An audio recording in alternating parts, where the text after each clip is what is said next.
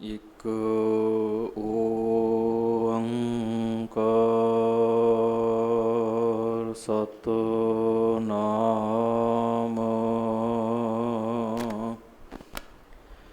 ਕਰਤਾ ਪੁਰਖ ਨਿਰਭਉ ਨਿਰਵੈਰ ਅਕਾਲ ਮੂਰਤ ਅਜੂਨੀ ਸੈਭੰ ਗੁਰ ਪ੍ਰਸਾਦ। ਵਾਹਿਗੁਰੂ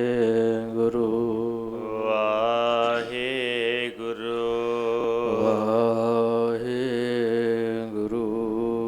ਵਾਹਿਗੁਰੂ ਵਾਹਿਗੁਰੂ ਵਾਹਿਗੁਰੂ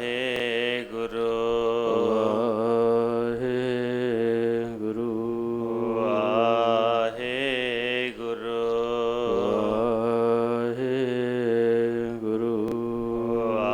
ਵਾਹਿਗੁਰੂ ਵਾਹਿਗੁਰੂ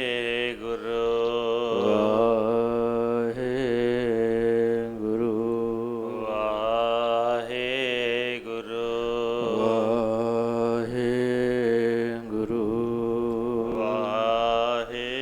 ਵਾਹਿਗੁਰੂ ਵਾਹਿਗੁਰੂ ਵਾਹਿਗੁਰੂ ਵਾਹਿਗੁਰੂ ਵਾਹਿਗੁਰੂ ਵਾਹਿਗੁਰੂ ਤੁਧ ਆਗੈ ਅਰਦਾਸ ਹਮਾਰੀ ਜੀਉ ਪਿੰਡ ਸਭ ਤੇਰਾ। ਕਹੋ ਨਾਨਕ ਸਭ ਤੇਰੀ ਵਡਿਆਈ ਕੋਈ ਨਾਉ ਨ ਜਾਣੈ ਮੇਰਾ। ਹੋ ਆਇਆ ਦੂਰੋਂ ਚੱਲ ਕੇ ਮੈਂ ਤਕੀ ਤੋ ਸਰਨਾਏ ਜਿਉ। ਮੈਂ ਆਸਾ ਰਖੀ ਚਿਤ ਮੈਂ ਮੇਰਾ ਸਭ ਦੁਖ ਗਵਾਏ ਜਿਉ। ਤੀਨੇ ਤਾਪਨ ਵਾਰਨ ਹਾਰਾ ਦੁਖ ਹੰਤਾ ਸੁਖ ਰਾਸ। ਤਾਂ ਕੋ ਵਿਗਨ ਨਾ ਕੋ ਲਾਗੈ ਜਾਂ ਕੀ ਪ੍ਰਭ ਆਗੈ ਅਰਦਾਸ। ਮੈਂ ਤਾਨ ਦੀਵਾਨ ਤੂੰ ਹੈ ਮੇਰੇ ਸੁਆਮੀ ਮੈਂ ਤੁਧ ਆਗੈ ਅਰਦਾਸ। ਮੈਂ ਹੋਰ ਥਾਉ ਨਾਹੀ ਜਿਸ ਪੈ ਕਰੂੰ ਬਨੰਤੀ ਮੇਰਾ ਦੁਖ ਸੁਖ ਤੁਝ ਹੀ ਪਾਸ। ਜਪ ਤਪ ਸੰਜਮ ਧਰਮ ਨਾ ਕਮਾਇਆ ਸੇਵਾ ਸਾਧ ਨ ਜਾਣਿਆ ਹਰਿ ਰਾਇਆ। ਕਹੋ ਨਾਨਕ ਹਮ ਨੀਚ ਕਰਮਾ ਸਰਨ ਪਰੇ ਕੀ ਰਾਖੋ ਸ਼ਰਮਾ। ਕਹੋ ਨਾਨਕ ਹਮ ਨੀਚ ਕਰਮਾ ਸ਼ਰਨ ਪਰੇ ਕੀ ਰਾਖੋ ਸ਼ਰਮਾ। ਸਤਨਾਮ ਵਾਹਿਗੁਰੂ ਜੀ। ਜੋ ਜਨ ਭਾਉ ਭਗਤ ਕਛ ਜਾਣੈ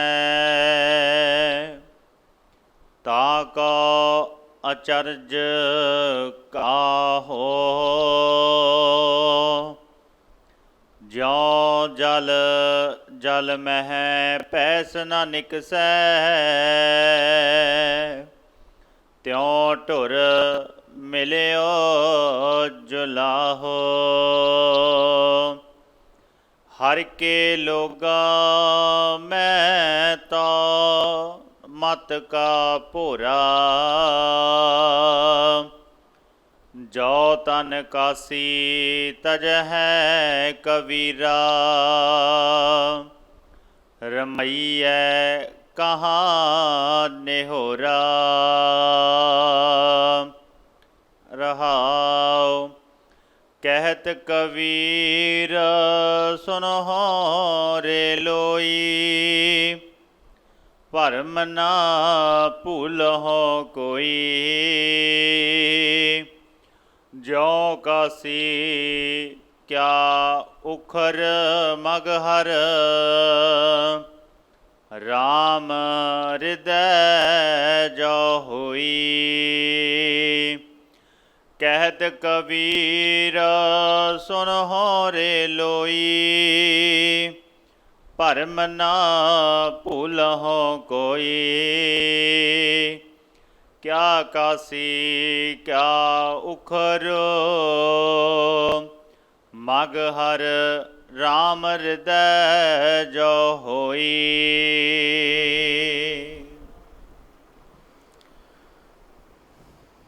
ਪਰਮ ਸਨਮਾਨਯੋਗ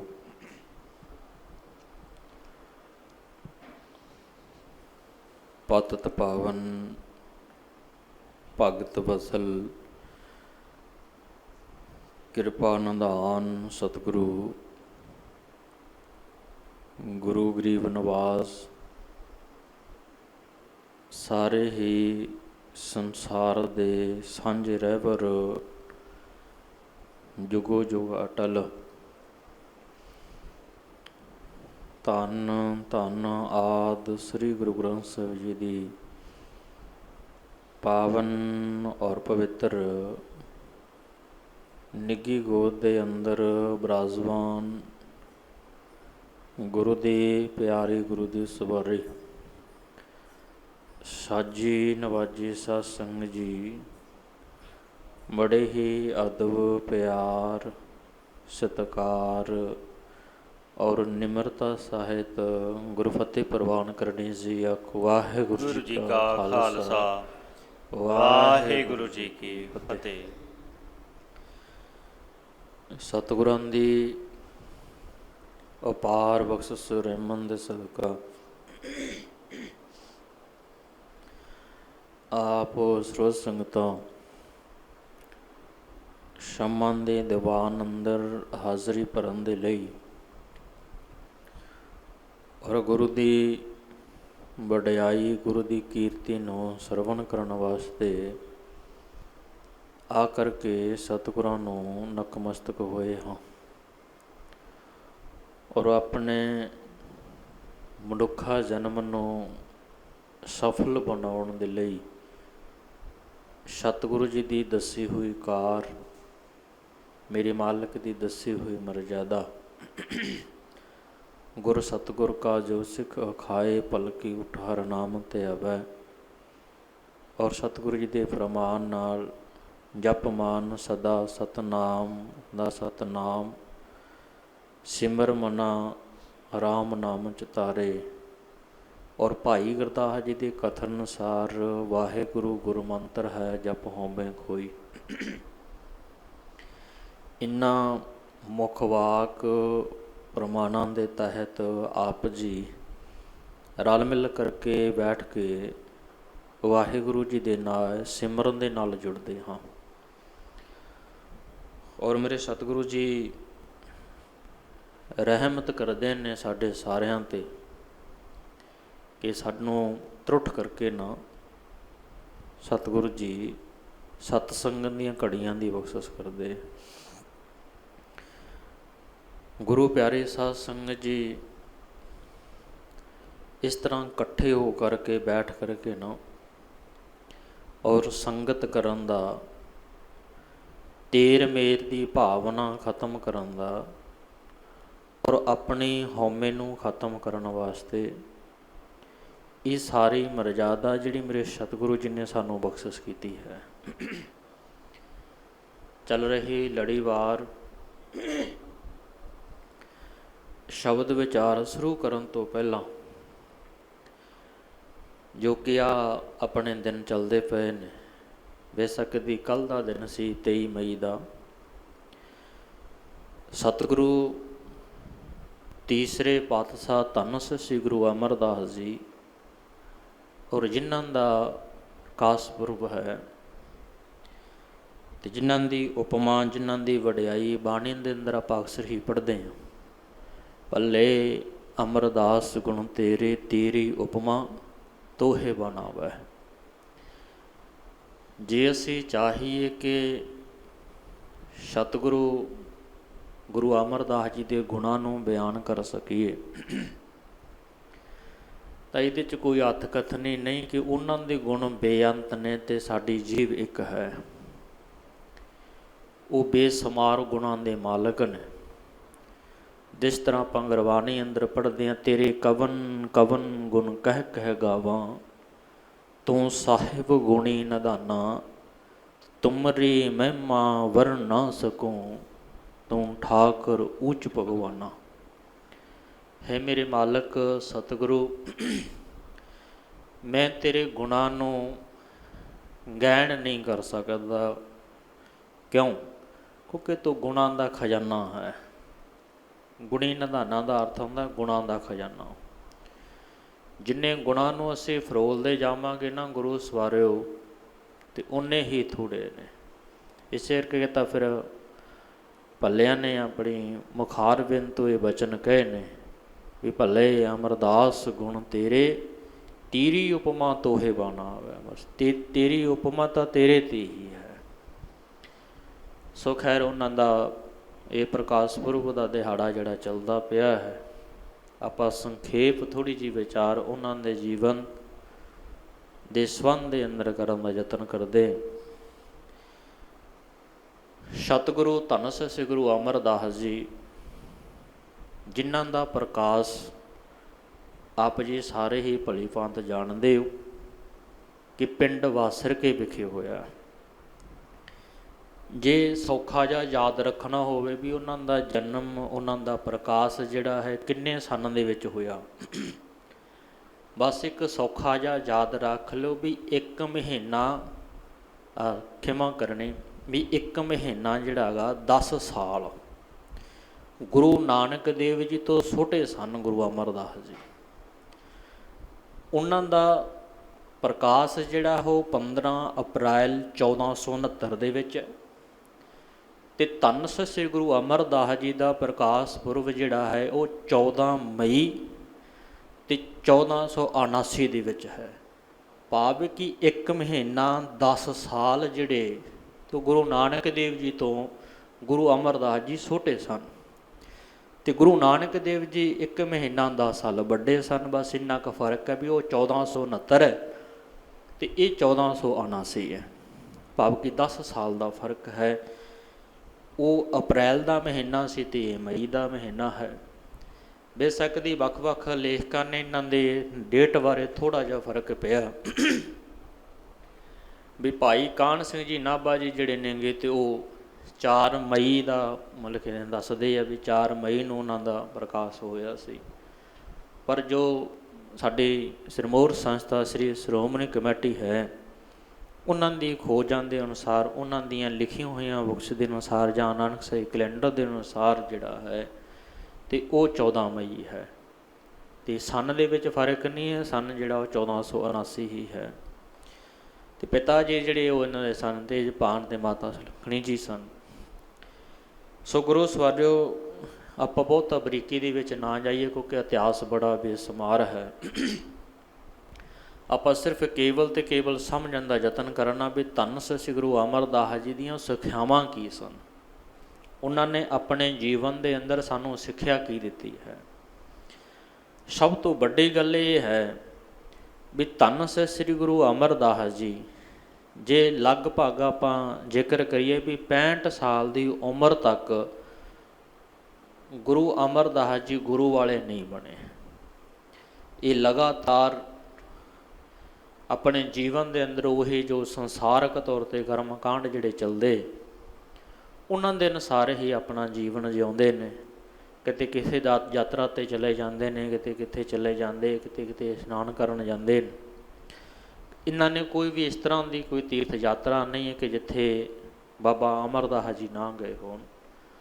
ਪਰ ਇੱਕ ਦਿਨ ਐਸਾ ਦਿਨ ਆਉਂਦਾ ਹੈ ਜਿੱਦੇ ਇਹਨਾਂ ਦੇ ਮਨ ਦੇ ਵਿੱਚ ਜਿਹੜੀ ਉਹ ਚੋਟ ਲੱਗਦੀ, ਦਿਲ ਦੇ ਵਿੱਚ ਇੱਕ ਚੋਟ ਲੱਗਦੀ ਹੈ। ਚੋਟ ਉਦੋਂ ਲੱਗਦੀ ਹੈ ਜਦੋਂ ਕਿ ਇੱਕ ਫਕੀਰ ਜਿਹੜਾ ਹੈ ਅਤੇ ਉਹ ਧੰਨ ਸਾਹਿਬ ਸ੍ਰੀ ਗੁਰੂ ਅਮਰਦਾਸ ਜੀ ਹਜੇ ਗੁਰੂ ਨਹੀਂ ਬਣੇ, ਖਿਮਾ ਕਰਨੀ, ਜਿਨ੍ਹਾਂ ਨੂੰ ਅਸੀਂ ਸਤਿਕਾਰ ਤੌਰ 'ਤੇ ਬਾਬਾ ਅਮਰਦਾਸ ਜੀ ਕਹਿੰਦੇ ਹਾਂ। ਬਾਬਾ ਅਮਰਦਾਸ ਜੀ ਨੂੰ ਜਦੋਂ ਉਹਨਾਂ ਨੇ ਬਚਨ ਕਹੀ ਕਿ ਵੀ ਜਾ ਤੇਰੇ ਨਾਲ ਖਾਣਾ ਖਾਣ ਦੀਆਂ ਗੱਲਾਂ ਤਾਂ ਦੂਰ ਦੀਆਂ ਰਹਿ ਗਈਆਂ ਅਤੇ ਨਗੋਰੇ ਦਾਤਰ ਦਾ ਨਾਂ ਲੈਣਾ ਵੀ ਬੁਰਾ ਹੈ।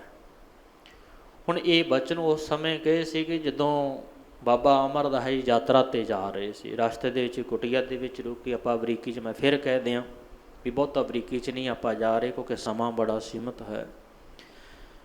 ਉਸ ਤੋਂ ਬਾਅਦ ਇਹਨਾਂ ਦਾ ਜਿਹੜਾ ਜੀਵਨ ਹੈ ਤੇ ਉੱਥੋਂ ਜੀਵਨ ਬਦਲਦਾ ਹੈ। ਕੁਦਰਤੀ ਤੌਰ 'ਤੇ ਹੈ ਗੁਰੂ ਸਵਾਰਿਓ, ਜਦੋਂ ਸਾਨੂੰ ਕੋਈ ਦਿਲ ਤੌਰ 'ਤੇ ਜਾਂ ਮਨ ਦੇ ਸਾਨੂੰ ਕੋਈ ਠੋਕਰ ਲੱਗ ਜਾਏ ਨਾ, ਤੇ ਉਦੋਂ ਸਹਿਜੇ ਸੁਭਾਅ ਹੁੰਦਾ ਕਿ ਸਾਡੇ ਜੀਵਨ ਨੇ ਪਲਟਾ ਖਾਣਾ ਹੁੰਦਾ, ਸਾਡਾ ਜੀਵਨ ਬਦਲਦਾ ਹੈ। ਉਨਾ ਸਮਾਂ ਜੀਵਨ ਨਹੀਂ ਬਦਲਦਾ ਜਿੰਨਾ ਸਮਾਂ ਤੁਹਾਡੇ ਜੀਵਨ ਦੇ ਵਿੱਚ ਕੋਈ ਠੋਕਰ ਨਹੀਂ ਪੈਂਦੀ ਪਈ। ਠੋਕਰ ਤੋਂ ਭਾਵ ਕੋਈ ਨਾ ਕੋਈ ਠੋਕਰ ਸਾਡੇ ਜੀਵਨ 'ਚ ਪੈਂਦੀ ਹੈ ਤੇ ਸਾਡਾ ਜੀਵਨ ਬਦਲ ਜਾਂਦਾ ਹੈ। ਹੁਣ ਬਾਬਾ ਅਮਰਦਾਸ ਜੀ ਸੋਚਦੇ ਪਏ ਨੇ ਕਿ ਮੈਂ ਵਾਕਈ ਹੀ ਨਗੁਰਾ ਹਾਂ, ਮੈਂ ਗੁਰੂ ਵਾਲਾ ਨਹੀਂ ਹੈ। ਮਨ ਦੇ ਵਿੱਚ ਸੋਚਦੇ ਪਏ ਨੇ, ਸਾਰੀ ਰਾਤ ਲੰਘ ਗਈ, ਦਿਨ ਲੰਘਦਾ ਪਿਆ ਤੇ ਆਪਣੇ ਘਰ ਯਾਤਰਾ ਤੋਂ ਵਾਪਸ ਆ ਜਾਂਦੇ ਆ। ਘਰ ਦੇ ਵਿੱਚ ਆ ਕਰਕੇ ਵੀ ਇਹੀ ਸੋਚਾਂ ਸੋਚਦੇ ਪਏ ਕਿ ਮੈਨੂੰ ਇੰਨਾ ਸਮਾਂ ਹੋ ਗਿਆ, 65 ਸਾਲ ਦੀ ਮੇਰੀ ਉਮਰ ਹੋ ਗਈ, ਹਾਲ ਸਮੇਂ ਮੈਂ ਗੁਰੂ ਵਾਲਾ ਕਿਉਂ ਨਹੀਂ ਬਣਿਆ, ਗੁਰੂ ਧਾਰਨ ਕਿਉਂ ਨਹੀਂ ਕੀਤਾ। ਤੇ ਗੁਰੂ ਸਵਾਰਿਓ ਤੇ ਹੋਇਆ ਕੀ ਹੈ ਕਿ ਇੱਧਰੋਂ ਇਸੇ ਘਰ ਦੇ ਵਿੱਚ ਸਤਿਗੁਰੂ ਧੰਨ ਸਾਹਿਬ ਸ੍ਰੀ ਗੁਰੂ ਅੰਗਦ ਦੇਵ ਜੀ ਦੀ ਲਾੜੀ ਪੁੱਤਰੀ ਬੀਬੀ ਅਮਰੋ ਜੀ ਜਿਹੜੇ ਹੈਗੇ ਤੇ ਉਹ ਵਿਆਹ ਕਰਕੇ ਜਾਂਦੇ ਆ। ਤੇ ਇਸੇ ਘਰ ਦੇ ਵਿੱਚ ਉਹ ਰਹਿੰਦੇ ਪਏ ਨੇ। ਕਿਉਂ? ਕਿਉਂਕਿ ਬਾਬਾ ਅਮਰਦਾਸ ਜੀ ਦੇ ਭਰਾ ਦੇ ਲੜਕੇ ਨੂੰ ਵਿਆਹੀ ਹੋਈ ਹੈ, ਰਿਸ਼ਤੇ ਤੌਰ 'ਤੇ ਜਿਹੜੀ ਉਹ ਭਤੀਜ ਨੂੰ ਲੱਗਦੀ ਹੈ। ਹੁਣ ਸਵੇਰੇ ਅੰਮ੍ਰਿਤ ਵੇਲਾ ਹੋਇਆ ਤੇ ਅੰਮ੍ਰਿਤ ਵੇਲੇ ਬੀਬੀ ਅਮਰੋ ਜੀ ਨੇ ਗੁਰੂ ਨਾਨਕ ਦੇਵ ਜੀ ਦੇ ਪਵਿੱਤਰ ਮੁਖਾਰਬਿੰਦ ਤੋਂ ਉਚਾਰਨ ਕੀਤੀ ਹੋਈ ਬਾਣੀ ਆਪਣੇ ਮੁਖ ਤੋਂ ਉਚਾਰਨ ਕਰਨੀ ਸ਼ੁਰੂ ਕੀਤੀ। ਸਵੇਰੇ ਅੰਮ੍ਰਿਤ ਵੇਲਾ ਹੋਇਆ, ਇਸ਼ਨਾਨ ਕੀਤਾ ਹੈ। ਇਸ਼ਨਾਨ ਕਰਨ ਤੋਂ ਬਾਅਦ ਦੁੱਧ ਰਿੜਕਦੀ ਪਈ ਹੈ ਤੇ ਦੁੱਧ ਰਿੜਕਦੇ ਰਿੜਕਦੇ ਨਾਲੇ ਉੱਚੀ ਆਵਾਜ਼ ਦੇ ਵਿੱਚ ਜਪ ਬਾਣੀ ਦਾ ਜਾਪ ਕਰ ਰਹੀ ਹੈ। ਇੱਕ ਓੰਕਾਰ ਸਤਨਾਮ ਕਰਤਾ ਪੁਰਖ ਨਿਰਭਉ ਨਿਰਵੈਰ ਅਕਾਲ ਮੂਰਤ ਅਜੂਨੀ ਸੈਭੰ ਗੁਰ ਪ੍ਰਸਾਦਿ। ਜਪ ਆਦਿ ਸਚ ਜੁਗਾਦਿ ਸਚ ਹੈ ਭੀ ਸਚ ਨਾਨਕ ਹੋਸੀ ਭੀ ਸਚ। ਬਾਣੀ ਦਾ ਜਾਪ ਕਰ ਰਹੀ ਹੈ। ਹੁਣ ਬਾਣੀ ਸ਼ੁਰੂ ਹੁੰਦੀ ਹੈ। ਸੋਚੈ ਸੋਚ ਨਾ ਹੋਵਈ ਜੇ ਸੋਚੀ ਲਖਵਾਰ, ਚੁੱਪੈ ਚੁੱਪ ਨਾ ਹੋਵਈ ਜੇ ਲਾਏ ਰਹਾ ਲਿਵਤਾਰ। ਬੜੇ ਪਿਆਰ ਦੇ ਵਿੱਚ ਭਿੱਜ ਕੇ ਨਾ ਬਾਣੀ ਪੜ੍ਹ ਰਹੀ ਹੈ ਤੇ ਦੁੱਧ ਰਿੜਕਦੀ ਪਈ। ਸਹਿਜ ਨਾਲ ਦੁੱਧ ਰਿੜਕਿਆ ਜਾ ਰਿਹਾ ਤੇ ਸਹਿਜ ਦੇ ਨਾਲ ਹੀ ਬਾਣੀ ਪੜ੍ਹੀ ਜਾ ਰਹੀ ਹੈ। ਜਿਹੜਾ ਸਿਧਾਂਤ ਮੇਰੇ ਸਤਿਗੁਰੂ ਜੀ ਨੇ ਆਪਣੀ ਬਾਣੀ 'ਚ ਦਿੱਤਾ, ਸਤਿਗੁਰੂ ਜੀ ਨੇ ਸਾਨੂੰ ਇੱਕ ਸਿਧਾਂਤ ਦਿੱਤਾ, ਹਰ ਕਾ ਬਲੋਵਣਾ ਬਲੋਵੋ ਮੇਰੇ ਭਾਈ, ਸਹਿਜ ਬਲੋਵੋ ਜੈਸੇ ਤਤ ਨਾ ਜਾਈ। ਮੇਰੇ ਮਾਲਕ ਨੇ ਸਾਨੂੰ ਸਮਝਾ ਦਿੱਤਾ, ਕਹਿੰਦੇ ਭਲਿਆ ਜੇ ਗੁਰੂ ਦੀ ਬਾਣੀ ਪੜ੍ਹ ਰਹੀ ਹੈ ਨਾ ਤਾਂ ਸਹਿਜ ਦੇ ਨਾਲ ਪੜ੍ਹਿਆ ਕਰ। ਜੇ ਗੁਰੂ ਦੇ ਗੁਣਾਂ ਨੂੰ ਗਾਇਨ ਕਰਨਾ ਤੇ ਤੇਰੇ ਜੀਵਨ ਦੇ ਵਿੱਚ ਸਹਿਜ ਆਉਣਾ ਚਾਹੀਦਾ ਹੈ। ਸਿਮਰਨ ਕਰਨਾ ਹੈ ਜੇ ਫਿਰ ਵੀ ਵਾਹਿਗੁਰੂ ਦਾ ਸਿਮਰਨ ਕਰਦੇ ਸਮੇਂ ਵੀ ਸਹਿਜ ਦੇ ਨਾਲ ਸਿਮਰਨ ਕਰ। ਹੁਣ ਇਸ ਤਰ੍ਹਾਂ ਸਹਿਜ ਨਾਲ ਕਰਨਾ ਹੈ ਜਿਵੇਂ ਸਹਿਜੇ ਸਹਿਜੇ ਦੁੱਧ ਨੂੰ ਰਿੜਕੀਦਾ ਹੈ। ਜਿਸ ਤਰ੍ਹਾਂ ਜ਼ਿਕਰ ਕੀਤਾ ਨਾ ਵੀ ਹਰ ਕਾ ਬਲੋਵਣਾ ਬਲੋਵੋ ਮੇਰੇ ਭਾਈ, ਬਲੋਵਣ ਦਾ ਅਰਥ ਹੁੰਦਾ ਦੁੱਧ ਰਿੜਕਣਾ। ਇਸ ਤਰ੍ਹਾਂ ਕਹਿੰਦੇ ਸਹਿਜ ਦੇ ਨਾਲ ਬਾਣੀ ਦਾ ਜਪ ਕਰਨਾ ਹੈ ਤੇ ਫਿਰ ਹੌਲੀ ਹੌਲੀ ਸਹਿਜੇ ਸਹਿਜੇ ਸਹਿਜ ਆ ਜਾਂਦਾ ਹੈ। ਸੋ ਖੈਰ ਜਿਹੜਾ ਆਪਾਂ ਜ਼ਿਕਰ ਕਰਦੇ ਪਏ ਹਾਂ, ਬੀਬੀ ਅਮਰੋ ਜੀ ਨੇ ਜਦੋਂ ਬਾਣੀ ਸਾਰੀ ਪੜ੍ਹੀ ਤੇ ਬਾਬਾ ਅਮਰਦਾਸ ਜੀ ਨੇ ਆਪਣੇ ਕੰਨਾਂ ਦੇ ਨਾਲ ਬਾਣੀ ਨੂੰ ਸੁਣਿਆ ਤੇ ਮਨ ਨੂੰ ਸ਼ਾਂਤੀ ਮਿਲੀ ਹੈ, ਮਨ ਨੂੰ ਟਿਕਾ ਮਿਲਿਆ। ਇਹ ਕੁਦਰਤੀ ਤੌਰ 'ਤੇ ਹੈ ਕਿ ਜਦੋਂ ਆਪਾਂ ਗੁਰੂ ਦੀ ਬਾਣੀ ਨੂੰ ਸੁਣਦੇ ਹਾਂ ਨਾ ਗੁਰੂ ਸਵਾਰਿਓ, ਜਿੱਡਾ ਮਰਜ਼ੀ ਕੋਈ ਬੇਸ਼ੱਕ ਦੀ, ਜਿੱਡਾ ਮਰਜ਼ੀ ਕੋਈ ਠੱਗ ਹੋਵੇ, ਜਿੱਡਾ ਮਰਜ਼ੀ ਕੋਈ ਹੰਕਾਰੀ ਹੋਵੇ, ਤੇ ਜੇ ਇੱਕ ਵਾਰੀ ਵੀ ਗੁਰੂ ਦੀ ਸ਼ਰਨ ਦੇ ਵਿੱਚ ਆ ਗਿਆ ਤੇ ਜਿਹਨੇ ਆ ਕੇ ਆਪਣੇ ਕੰਨਾਂ ਦੇ ਨਾਲ ਬਾਣੀ ਸੁਣਨੀ ਤੇ ਪਾਪੀਆਂ ਦੇ ਵੀ ਪਾਪ ਉਤਰ ਜਾਂਦੇ ਆ। ਸੁਣਿਓ, ਕਿਉਂਕਿ ਬਾਬੇ ਨਾਨਕ ਜੀ ਨੇ ਬੜੀ ਸੋਹਣੀ ਬਾਣੀ 'ਚ ਜ਼ਿਕਰ ਕੀਤਾ, ਸੁਣਿਆ ਦੁਖ ਪਾਪ ਕਾ ਨਾਸ। ਨਾਲੇ ਦੁੱਖਾਂ ਦਾ ਨਾਸ ਹੁੰਦਾ ਹੈ ਤੇ ਨਾਲੇ ਪਾਪਾਂ ਦਾ ਨਾਸ ਹੋ ਜਾਂਦਾ ਹੈ। ਬਾਣੀ ਦੀ ਵਿੱਚ ਐਡੀ ਵੱਡੀ ਤਾਕਤ ਹੈ। ਇਸ ਕਰਕੇ ਤਾਂ ਆਪਾਂ ਕਹਿੰਦੇ ਵੀ ਭਾਈ ਬਾਣੀ ਵੱਧ ਤੋਂ ਵੱਧ ਸੁਣਿਆ ਕਰੀਏ, ਗੁਰੂ ਦੇ ਕੋਲ ਬੈਠੀਏ ਤੇ ਮਨ ਨੂੰ ਸ਼ਾਂਤੀ ਮਿਲਦੀ ਹੈ। ਸੋ ਖੈਰ ਇੱਧਰੋਂ ਬਾਬਾ ਅਮਰਦਾਸ ਜੀ ਨੇ ਜਦੋਂ ਬੜੇ ਪਿਆਰ ਦੇ ਵਿੱਚ ਬਾਣੀ ਨੂੰ ਸੁਣਿਆ, ਬਾਣੀ ਸੁਣ ਕਰਕੇ ਮਨ ਨੂੰ ਸ਼ਾਂਤੀ ਮਿਲਦੀ ਹੈ ਤੇ ਜਾ ਕਰਕੇ ਨਾ ਬੀਬੀ ਅਮਰੋ ਜੀ ਨੂੰ ਹੱਥ ਜੋੜ ਕੇ ਖੜ ਗਏ ਆ। ਕਹਿਣ ਲੱਗੇ, ਪੁੱਤਰੀ ਆ ਤੂੰ ਆਪਣੇ ਮੁਖ ਤੋਂ ਕੀ ਪੜ੍ਹਦੀ ਪਈ ਸੀ ਤੇ ਮੇਰੇ ਮਨ ਨੂੰ ਬੜਾ ਸਕੂਨ ਮਿਲਿਆ ਤੇ ਬੜਾ ਆਨੰਦ ਆਇਆ ਹੈ। ਤੇ ਅੱਗੋਂ ਫਿਰ ਬੀਬੀ ਅਮਰੋ ਜੀ ਦਾ ਜਵਾਬ ਸੀ, ਕਹਿਣ ਲੱਗੀ ਵੀ ਇਹ ਬਾਣੀ ਮੈਂ ਬਾਬੇ ਨਾਨਕ ਜੀ ਦੀ ਬਾਣੀ ਪੜ੍ਹਦੀ ਪਈ ਹਾਂ, ਜਿਹਦੇ ਬਾਣੀ ਦਾ ਨਾਮ ਜਪ ਹੈ, ਜਿਹਨੂੰ ਅਸੀਂ ਪਿਆਰ ਦੇ ਨਾਲ ਜਪ ਜੀ ਸਾਹਿਬ ਕਹਿੰਦੇ ਹਾਂ। ਕਹਿਣ ਲੱਗੇ ਜਿਹਦੀ ਬਾਣੀ ਨੂੰ ਸੁਣ ਕੇ ਮਨ ਨੂੰ ਆਨੰਦ ਆਉਂਦਾ ਪਿਆ, ਜਿਹਦੀ ਬਾਣੀ ਨੂੰ ਸੁਣ ਕੇ ਮਨ ਨੂੰ ਸਕੂਨ ਮਿਲਿਆ, ਤੇ ਜੇ ਮੈਨੂੰ ਉਹ ਗੁਰੂ ਮਿਲ ਜਾਏ ਤੇ ਫਿਰ ਮੇਰਾ ਜੀਵਨ ਹੀ ਬਦਲ ਜਾਏਗਾ, ਜੀਵਨ ਦੇ ਵਿੱਚ ਆਨੰਦ ਆ ਜਾਣਾ ਹੈ। ਪੁੱਤਰੀ, ਤੇ ਮੈਨੂੰ ਤੂੰ ਉਸ ਗੁਰੂ ਦੇ ਨਾਲ ਮਿਲਾਉਣ ਦਾ ਯਤਨ ਕਰ, ਜਿਹੜੀ ਗੁਰੂ ਦੀ ਤੂੰ ਬਾਣੀ ਪੜ੍ਹਦੀ। ਬੀਬੀ ਅਮਰੋ ਜੀ ਕਹਿਣ ਲੱਗੇ ਵੀ ਇਹ ਬਾਣੀ ਤਾਂ ਬਾਬੇ ਨਾਨਕ ਦੀ ਹੈ, ਪਰ ਬਾਬੇ ਨਾਨਕ ਦੀ ਜੋਤ, ਬਾਬੇ ਨਾਨਕ ਦੀ ਗੁਰਗੱਦੀ ਦੇ ਉੱਪਰ ਅੱਜ ਮੇਰੇ ਪਿਤਾ ਸ੍ਰੀ ਧੰਨ ਸ੍ਰੀ ਗੁਰੂ ਅਮਰਦਾਸ ਜੀ ਬੈਠੇ ਨੇ, ਜਿਹੜੇ ਖਡੂਰ ਸਾਹਿਬ ਦੀ ਧਰਤੀ ਦੇ ਉੱਪਰ ਵਿਰਾਜਮਾਨ ਨੇ। ਕਹਿਣ ਲੱਗੇ ਪੁੱਤਰੀ, ਤੇ ਮੈਨੂੰ ਤੂੰ ਗੁਰੂ ਦੇ ਦਰਸ਼ਨ ਕਰਵਾ ਤੇ ਮੈਨੂੰ ਨਾਲ ਲੈ ਕੇ ਚੱਲ, ਮੈਂ ਗੁਰੂ ਨੂੰ ਮਿਲਣਾ ਚਾਹੁੰਦਾ ਹਾਂ। ਗੁਰੂ ਸਾਰੋ ਐਸਾ ਸਬੱਬ ਬਣਿਆ, ਐਸਾ ਜੀਵਨ ਦੇ ਵਿੱਚ ਪਲਟਾ ਆਉਂਦਾ ਪਿਆ, ਜਿੱਥੇ ਹੁਣ ਸੋਚਦੇ ਪਏ ਸੀ ਵੀ ਮੈਂ ਗੁਨਾਹ ਹਾਂ, ਅੱਜ ਸੱਚ ਜਾਣਿਓ ਕਿ ਆਪਣੇ ਘਰੋਂ ਪੈਦਲ ਚੱਲੇ ਨੇ, ਤੇ ਨਾਲ ਬੀਬੀ ਅਮਰੋ ਜੀ ਲੈ ਕੇ ਜਾ ਰਹੇ ਨੇ। ਕਿੱਥੇ ਲੈ ਕੇ ਜਾਂਦੇ ਨੇ? ਤੇ ਖਡੂਰ ਸਾਹਿਬ ਦੀ ਧਰਤੀ ਤੇ ਚਲੇ ਗਏ। ਜਦੋਂ ਜਾ ਕਰਕੇ ਧੰਨ ਸ੍ਰੀ ਗੁਰੂ ਅੰਗਦ ਦੇਵ ਜੀ ਨੂੰ ਮਿਲਦੇ ਪਏ ਹੈ, ਤੇ ਨਮਸਕਾਰ ਕਰਕੇ ਹੱਥ ਜੋੜ ਕੇ ਨਾ ਜਾ ਕੇ ਚਰਨਾਂ ਦੇ ਵਿੱਚ ਬੈਠ ਗਏ ਹੈ। ਹੁਣ ਦੇਖੋ ਕਿੱਡੀ ਸੋਹਣੀ ਕਿਰਪਾ ਹੈ, ਗੁਰੂ ਸਾਹਿਬ ਜੀ ਸਤਿਕਾਰ ਦੇ ਰਹੇ ਨੇ। ਧੰਨ ਸ੍ਰੀ ਗੁਰੂ ਅੰਗਦ ਦੇਵ ਜੀ ਸਤਿਕਾਰ ਦੇਣ ਲੱਗੇ, ਕਹਿਣ ਲੱਗੇ ਤੁਸੀਂ ਇੱਦਾਂ ਨਾ ਕਰੋ, ਤੁਸੀਂ ਖੜੇ ਹੋਵੋ, ਉੱਪਰ ਬੈਠੋ। ਕਿਉਂ? ਕਿਉਂਕਿ ਰਿਸ਼ਤੇ ਤੌਰ ਦੇ ਉੱਪਰ ਕੁੜਮ ਲੱਗਦੇ ਪਏ ਨੇ, ਰਿਸ਼ਤੇ ਤੌਰ 'ਤੇ ਕੁੜਮ ਲੱਗਦੇ। ਹੱਥ ਜੋੜ ਕੇ ਹੁਣ ਦੋਨੇ ਹੱਥ ਜੋੜੇ ਨੇ, ਬਾਬਾ ਅਮਰਦਾਸ ਜੀ ਨੇ ਹੱਥ ਜੋੜ ਕੇ ਕਹਿਣ ਲੱਗੇ ਮੈਂ ਰਿਸ਼ਤੇ ਨਾਤਿਆਂ ਕਰਕੇ ਨਹੀਂ ਆਇਆ। ਕਹਿਣ ਲੱਗੇ ਸਤਿਗੁਰੂ, ਅੱਜ ਮੈਂ ਆਪ ਜੀ ਦਾ ਜਿਹੜਾ ਸੁਗਿਰਦ ਬਣਨ ਵਾਸਤੇ ਆਇਆ ਹਾਂ, ਮੈਂ ਅੱਜ ਆਪ ਜੀ ਦਾ ਚੇਲਾ ਬਣਨ ਵਾਸਤੇ ਆਇਆ, ਮੈਂ ਅੱਜ ਆਪ ਜੀ ਦੀ ਸਿੱਖੀ ਨੂੰ ਧਾਰਨ ਕਰਨ ਵਾਸਤੇ ਆਇਆ, ਤੇ ਤੁਸੀਂ ਮੇਰੇ ਗੁਰੂ ਤੇ ਮੈਂ ਤੁਹਾਡਾ ਸਿੱਖ ਹੋਵਾਂਗਾ, ਤੇ ਤੁਹਾਡੀ ਸੇਵਾ ਦੇ ਵਿੱਚ ਹਾਜ਼ਰ ਹਾਂ, ਜੋ ਹੁਕਮ ਕਰੋਗੇ ਤੇ ਮੈਂ ਹੁਕਮ ਮੰਨਣ ਨੂੰ ਤਿਆਰ ਹਾਂ। ਸਭ ਕੁਝ ਸੌਂਪ ਦਿੱਤਾ।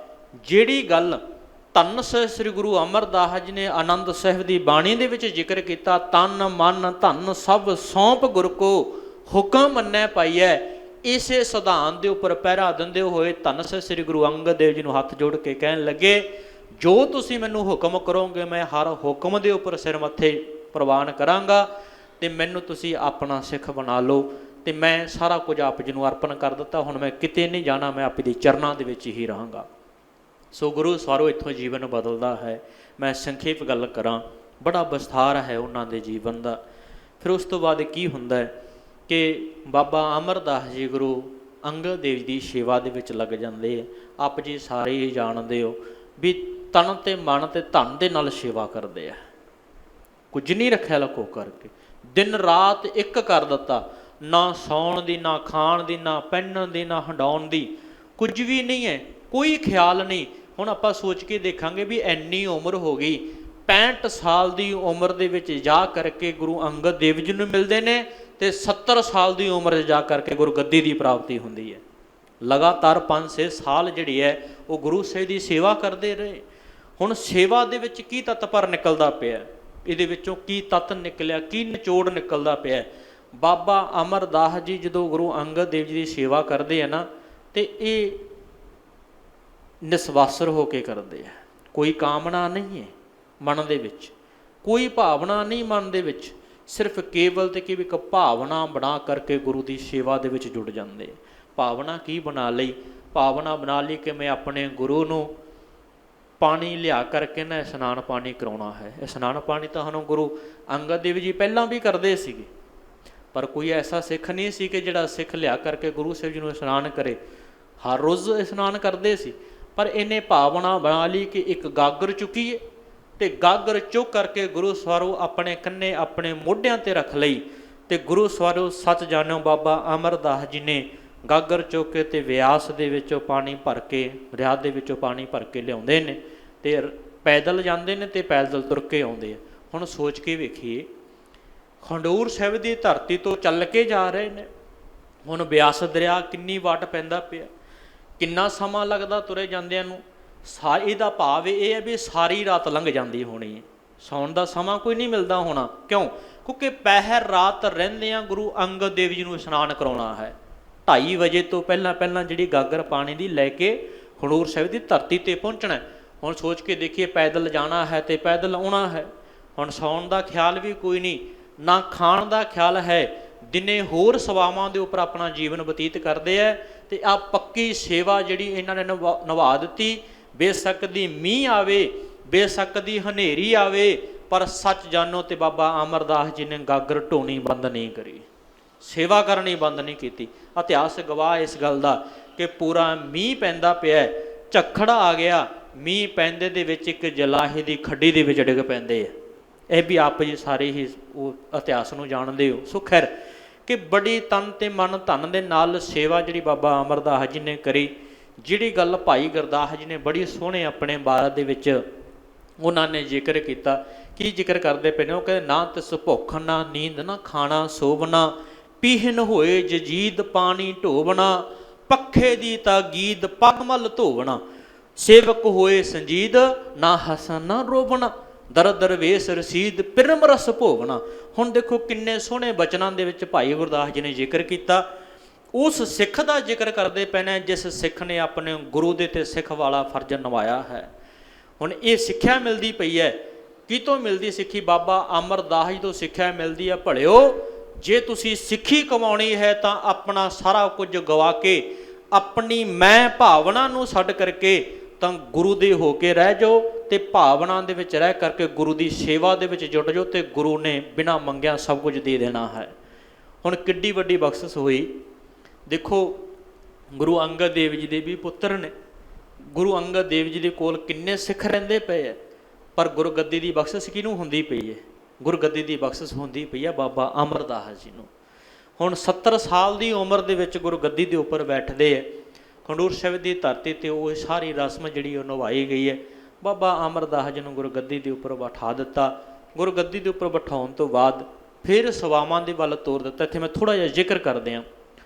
ਗੁਰਗੱਦੀ ਬਾਅਦ ਦੇ ਵਿੱਚ ਮਿਲਦੀ ਹੈ, ਪਰ ਗੁਰੂ ਅੰਗਦ ਦੇਵ ਜੀ ਬਾਬਾ ਅਮਰਦਾਸ ਜੀ ਨੂੰ ਗੋਂਦਵਾਲ ਸਾਹਿਬ ਸ਼ਹਿਰ ਵਸਾਉਣ ਵਾਸਤੇ ਪਹਿਲਾਂ ਭੇਜ ਦਿੰਦੇ ਆ। ਐਡੀ ਵੱਡੀ ਬਖਸ਼ਿਸ਼ ਕੋਈ ਨਹੀਂ ਹੋ ਸਕਦੀ। ਕਹਿਣ ਲੱਗੇ ਤੁਸੀਂ ਜਾਓ, ਆਹ ਸੇਵਾ ਜਿਹੜੀ ਤੁਸੀਂ ਨਿਭਾਉਣੀ ਹੈ ਕਿ ਜਾ ਕਰਕੇ ਗੋਂਦਵਾਲ ਸ਼ਹਿਰ ਤੁਸੀਂ ਵਸਾਉਣਾ ਹੈ। ਤੇ ਜਿੱਥੇ ਲੋਕ ਜਾਣ ਤੋਂ ਡਰਦੇ ਸੀ, ਜਿਹੜੇ ਲੋਕ ਕਹਿੰਦੇ ਸੀ ਇੱਥੇ ਭੂਤਾਂ ਪ੍ਰੇਤਾਂ ਦਾ ਵਾਸਾ ਹੈ, ਜਿਹੜੇ ਲੋਕ ਕਹਿੰਦੇ ਸੀ ਵੀ ਇੱਥੇ ਸਾਨੂੰ ਤਾਂ ਪੂਰਾ ਭੈ ਲੱਗਦਾ ਪਿਆ, ਪੂਰਾ ਡਰ ਹੈ ਵੀ ਇੱਥੇ ਜਾਣ ਨੂੰ ਕੋਈ ਤਿਆਰ ਨਹੀਂ, ਜਿਨ੍ਹਾਂ ਨੇ ਆ ਕਰਕੇ ਧੰਨ ਸ੍ਰੀ ਗੁਰੂ ਅੰਗਦ ਦੇਵ ਜੀ ਨੂੰ ਬੇਨਤੀ ਕੀਤੀ। ਤੇ ਗੁਰੂ ਅੰਗਦ ਦੇਵ ਜੀ ਨੇ ਸਾਰੀ ਸੇਵਾ ਜਿਹੜੀ ਹੈ ਬਾਬਾ ਅਮਰਦਾਸ ਜੀ ਨੂੰ ਦੇ ਦਿੱਤੀ। ਕਹਿੰਦੇ ਜਾ ਕਰਕੇ ਤੁਸੀਂ ਉੱਥੇ ਸੇਵਾ ਨਿਭਾਓ ਤੇ ਉਸ ਸ਼ਹਿਰ ਨੂੰ ਤੁਸੀਂ ਬਚਾਉਣਾ।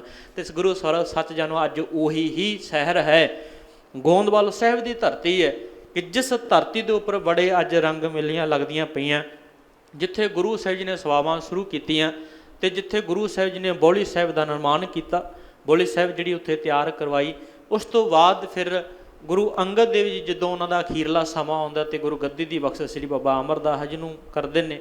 ਗੁਰਗੱਦੀ ਦੇ ਉੱਪਰ ਰਹਿੰਦਿਆਂ ਹੋਇਆਂ ਵੀ ਫਿਰ ਵੀ ਗੋਂਦਵਾਲ ਸਾਹਿਬ ਦੀ ਧਰਤੀ 'ਤੇ ਜਿਹੜੇ ਉੱਥੇ ਗੁਰੂ ਅਮਰਦਾਸ ਜੀ ਨੇ ਸਭ ਤੋਂ ਵੱਧ ਜੀਵਨ ਆਪਣਾ ਬਤੀਤ ਕੀਤਾ, ਉੱਥੇ ਰਹਿ ਕਰਕੇ ਸਾਰੀਆਂ ਸੇਵਾਵਾਂ ਕੀਤੀਆਂ। ਤੇ ਜਿੱਥੇ ਮੈਂ ਜ਼ਿਕਰ ਕਰਦੇ ਹਾਂ ਕਿ ਉਹਨਾਂ ਦੀ ਆਪਾਂ ਸਿੱਖਿਆ ਦੇ ਅਨੁਸਾਰ ਆਪਾਂ ਜ਼ਿਕਰ ਕੀਤਾ ਸੀ ਵੀ ਸਿੱਖਿਆਵਾਂ ਆਪਾਂ ਵੇਖਣੀਆਂ ਵੀ ਗੁਰੂ ਅਮਰਦਾਸ ਦੀਆਂ ਸਿੱਖਿਆਵਾਂ ਕੀ ਨੇ। ਸੁਣਿਓ, ਜਦੋਂ ਗੋਂਦਵਾਲ ਸਾਹਿਬ ਦੀ ਧਰਤੀ ਦੇ ਉੱਪਰ ਰਹਿੰਦੇ ਪਏ ਨੇ ਤੇ ਇੱਥੇ ਆ ਕਰਕੇ ਨਹੀਂ ਗੁਰੂ ਸਾਹਿਬ ਜੀ ਨੇ ਲੰਗਰ ਦੀ ਪ੍ਰਥਾ ਨੂੰ ਜਾਰੀ ਰੱਖਿਆ। ਜਿਹੜੀ ਪ੍ਰਥਾ ਧੰਨ ਸ੍ਰੀ ਗੁਰੂ ਨਾਨਕ ਦੇਵ ਜੀ ਨੇ ਚਲਾਈ, ਉਸ ਤੋਂ ਬਾਅਦ ਉਸੇ ਪ੍ਰਥਾ ਨੂੰ ਕਾਇਮ ਜਿਹੜਾ ਗੁਰੂ ਅੰਗਦ ਦੇਵ ਜੀ ਤੇ ਮਾਤਾ ਖੀਵੀ ਜੀ ਨੇ ਰੱਖਿਆ। ਸੁਣਿਓ ਧਿਆਨ ਨਾਲ, ਦੇਖੋ ਲੰਗਰ ਦੀ ਪ੍ਰਥਾ ਜਿਹੜੀ ਮਾਤਾ ਖੀਵੀ ਜੀ ਨੇ ਉੱਥੇ ਲੰਗਰ ਦੇ ਵਿੱਚ ਕਿੰਨੇ ਸੋਹਣੇ ਤਰੀਕੇ ਦੇ ਨਾਲ ਲੰਗਰ ਚੱਲਦਾ ਰਿਹਾ। ਆਪ ਜੀ ਗੁਰਬਾਣੀ ਦੇ ਵਿੱਚ ਪੜ੍ਹਦੇ ਹੋ, ਅੰਮ੍ਰਿਤ ਖੀਰ ਘਿਆਲੀ ਵਾਲਾ ਸਿਧਾਂਤ ਪੜ੍ਹਦੇ ਪਏ ਹੋ। ਸੋ ਖੈਰ ਕਹਿਣ ਤੋਂ ਮੁਰਾਦ ਇਹ ਹੈ ਕਿ ਮਾਤਾ ਖੀਵੀ ਜੀ ਨੇ ਉਸ ਲੰਗਰ ਦਾ ਸਿਧਾਂਤ ਚਾਲੂ ਰੱਖਿਆ। ਉਸੇ ਸਿਧਾਂਤ ਨੂੰ ਹੀ ਬਾਬਾ ਅਮਰਦਾਸ ਜੀ ਹੁਣ ਗੁਰੂ ਬਣ ਗਏ, ਭਾਵ ਕਿ ਗੁਰੂ ਅਮਰਦਾਸ ਜੀ ਨੇ ਕਹਿੰਦੇ ਗੋਂਦਵਾਲ ਸਾਹਿਬ ਦੀ ਧਰਤੀ ਦੇ ਇਸੇ ਸਿਧਾਂਤ ਨੂੰ ਹੋਰ ਪ੍ਰਪੱਕ ਕਰ ਦਿੱਤਾ। ਪ੍ਰਪੱਕ ਕਿਵੇਂ ਕੀਤਾ? ਜੇ ਗੁਰੂ ਸਾਹਿਬ ਜੀ ਕੋਲ ਅਕਬਰ ਵਾਸਾ ਆਉਂਦਾ ਪਿਆ, ਦਰਸ਼ਨ ਕਰਨ ਵਾਸਤੇ ਆਇਆ, ਤੇ ਸਭ ਤੋਂ ਵੱਡੀ ਕੰਡੀਸ਼ਨ ਇਹੀ ਲਾ ਦਿੱਤੀ ਵੀ ਪਹਿਲਾਂ ਪੰਗਤ ਤੇ ਪਾਸਾ ਸੰਗਤ ਵਾਲਾ ਸਿਧਾਂਤ ਗੁਰੂ ਸਾਹਿਬ ਨੇ ਦਿੱਤਾ। ਕਿੱਡੀ ਵੱਡੀ ਮਰਜ਼ਾਦਾ ਜਿਹੜੀ ਉਹ ਸ਼ੁਰੂ ਕਰ ਦਿੱਤੀ। ਬੇਸ਼ੱਕ ਦੀ ਕੋਈ ਵੱਡਾ ਹੋਵੇ, ਬੇਸ਼ੱਕ ਦੀ ਕੋਈ ਛੋਟਾ ਹੋਵੇ, ਬੇਸ਼ੱਕ ਦੀ ਕੰਗਾਲ ਹੋਵੇ, ਬੇਸ਼ੱਕ ਦੀ ਕੋਈ ਅਮੀਰ ਹੋਵੇ, ਧਨੀ ਹੋਵੇ, ਗਰੀਬ ਹੋਵੇ, ਦੁਨੀਆ ਤੇ ਸੰਸਾਰ ਤੇ ਰਾਜਾ ਕੋਈ ਨਾ ਆ ਜਾਵੇ, ਸਭ ਤੋਂ ਪਹਿਲਾਂ ਇਸੇ ਪੰਗਤ ਦੇ ਵਿੱਚ ਬੈਠ ਕਰਕੇ ਪ੍ਰਸ਼ਾਦਾ ਛਕਣਾ ਪੈਣਾ ਤੇ ਫਿਰ ਅਸੀਂ ਗੁਰੂ ਨੂੰ ਦਰਸ਼ਨ ਦੇ ਸਕਦੇ ਹਾਂ। ਭਾਵ ਕੀ ਹੈ, ਸਾਡੇ ਦਰਸ਼ਨਾਂ ਨੂੰ ਬਾਅਦ ਦੇ ਵਿੱਚ ਆਵੇ, ਸਾਡੀ ਸਤ ਸੰਗਤ ਕਰਨ ਵਾਸਤੇ ਬਾਅਦ ਦੇ ਵਿੱਚ ਆਵੇ, ਪਹਿਲਾਂ ਪ੍ਰਸ਼ਾਦਾ ਛਕਣਾ ਪਏਗਾ।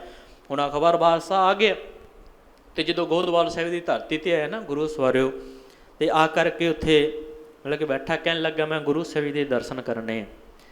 ਤੇ ਗੁਰਸਿੱਖ ਕਹਿਣ ਲੱਗੇ ਵੀ ਗੁਰੂ ਸਾਹਿਬ ਜੀ ਦਾ ਹੁਕਮ ਹੈ ਵੀ ਪਹਿਲਾਂ ਸਾਨੂੰ ਪ੍ਰਸਾਦਾ ਛਕਣਾ ਪੈਣਾ।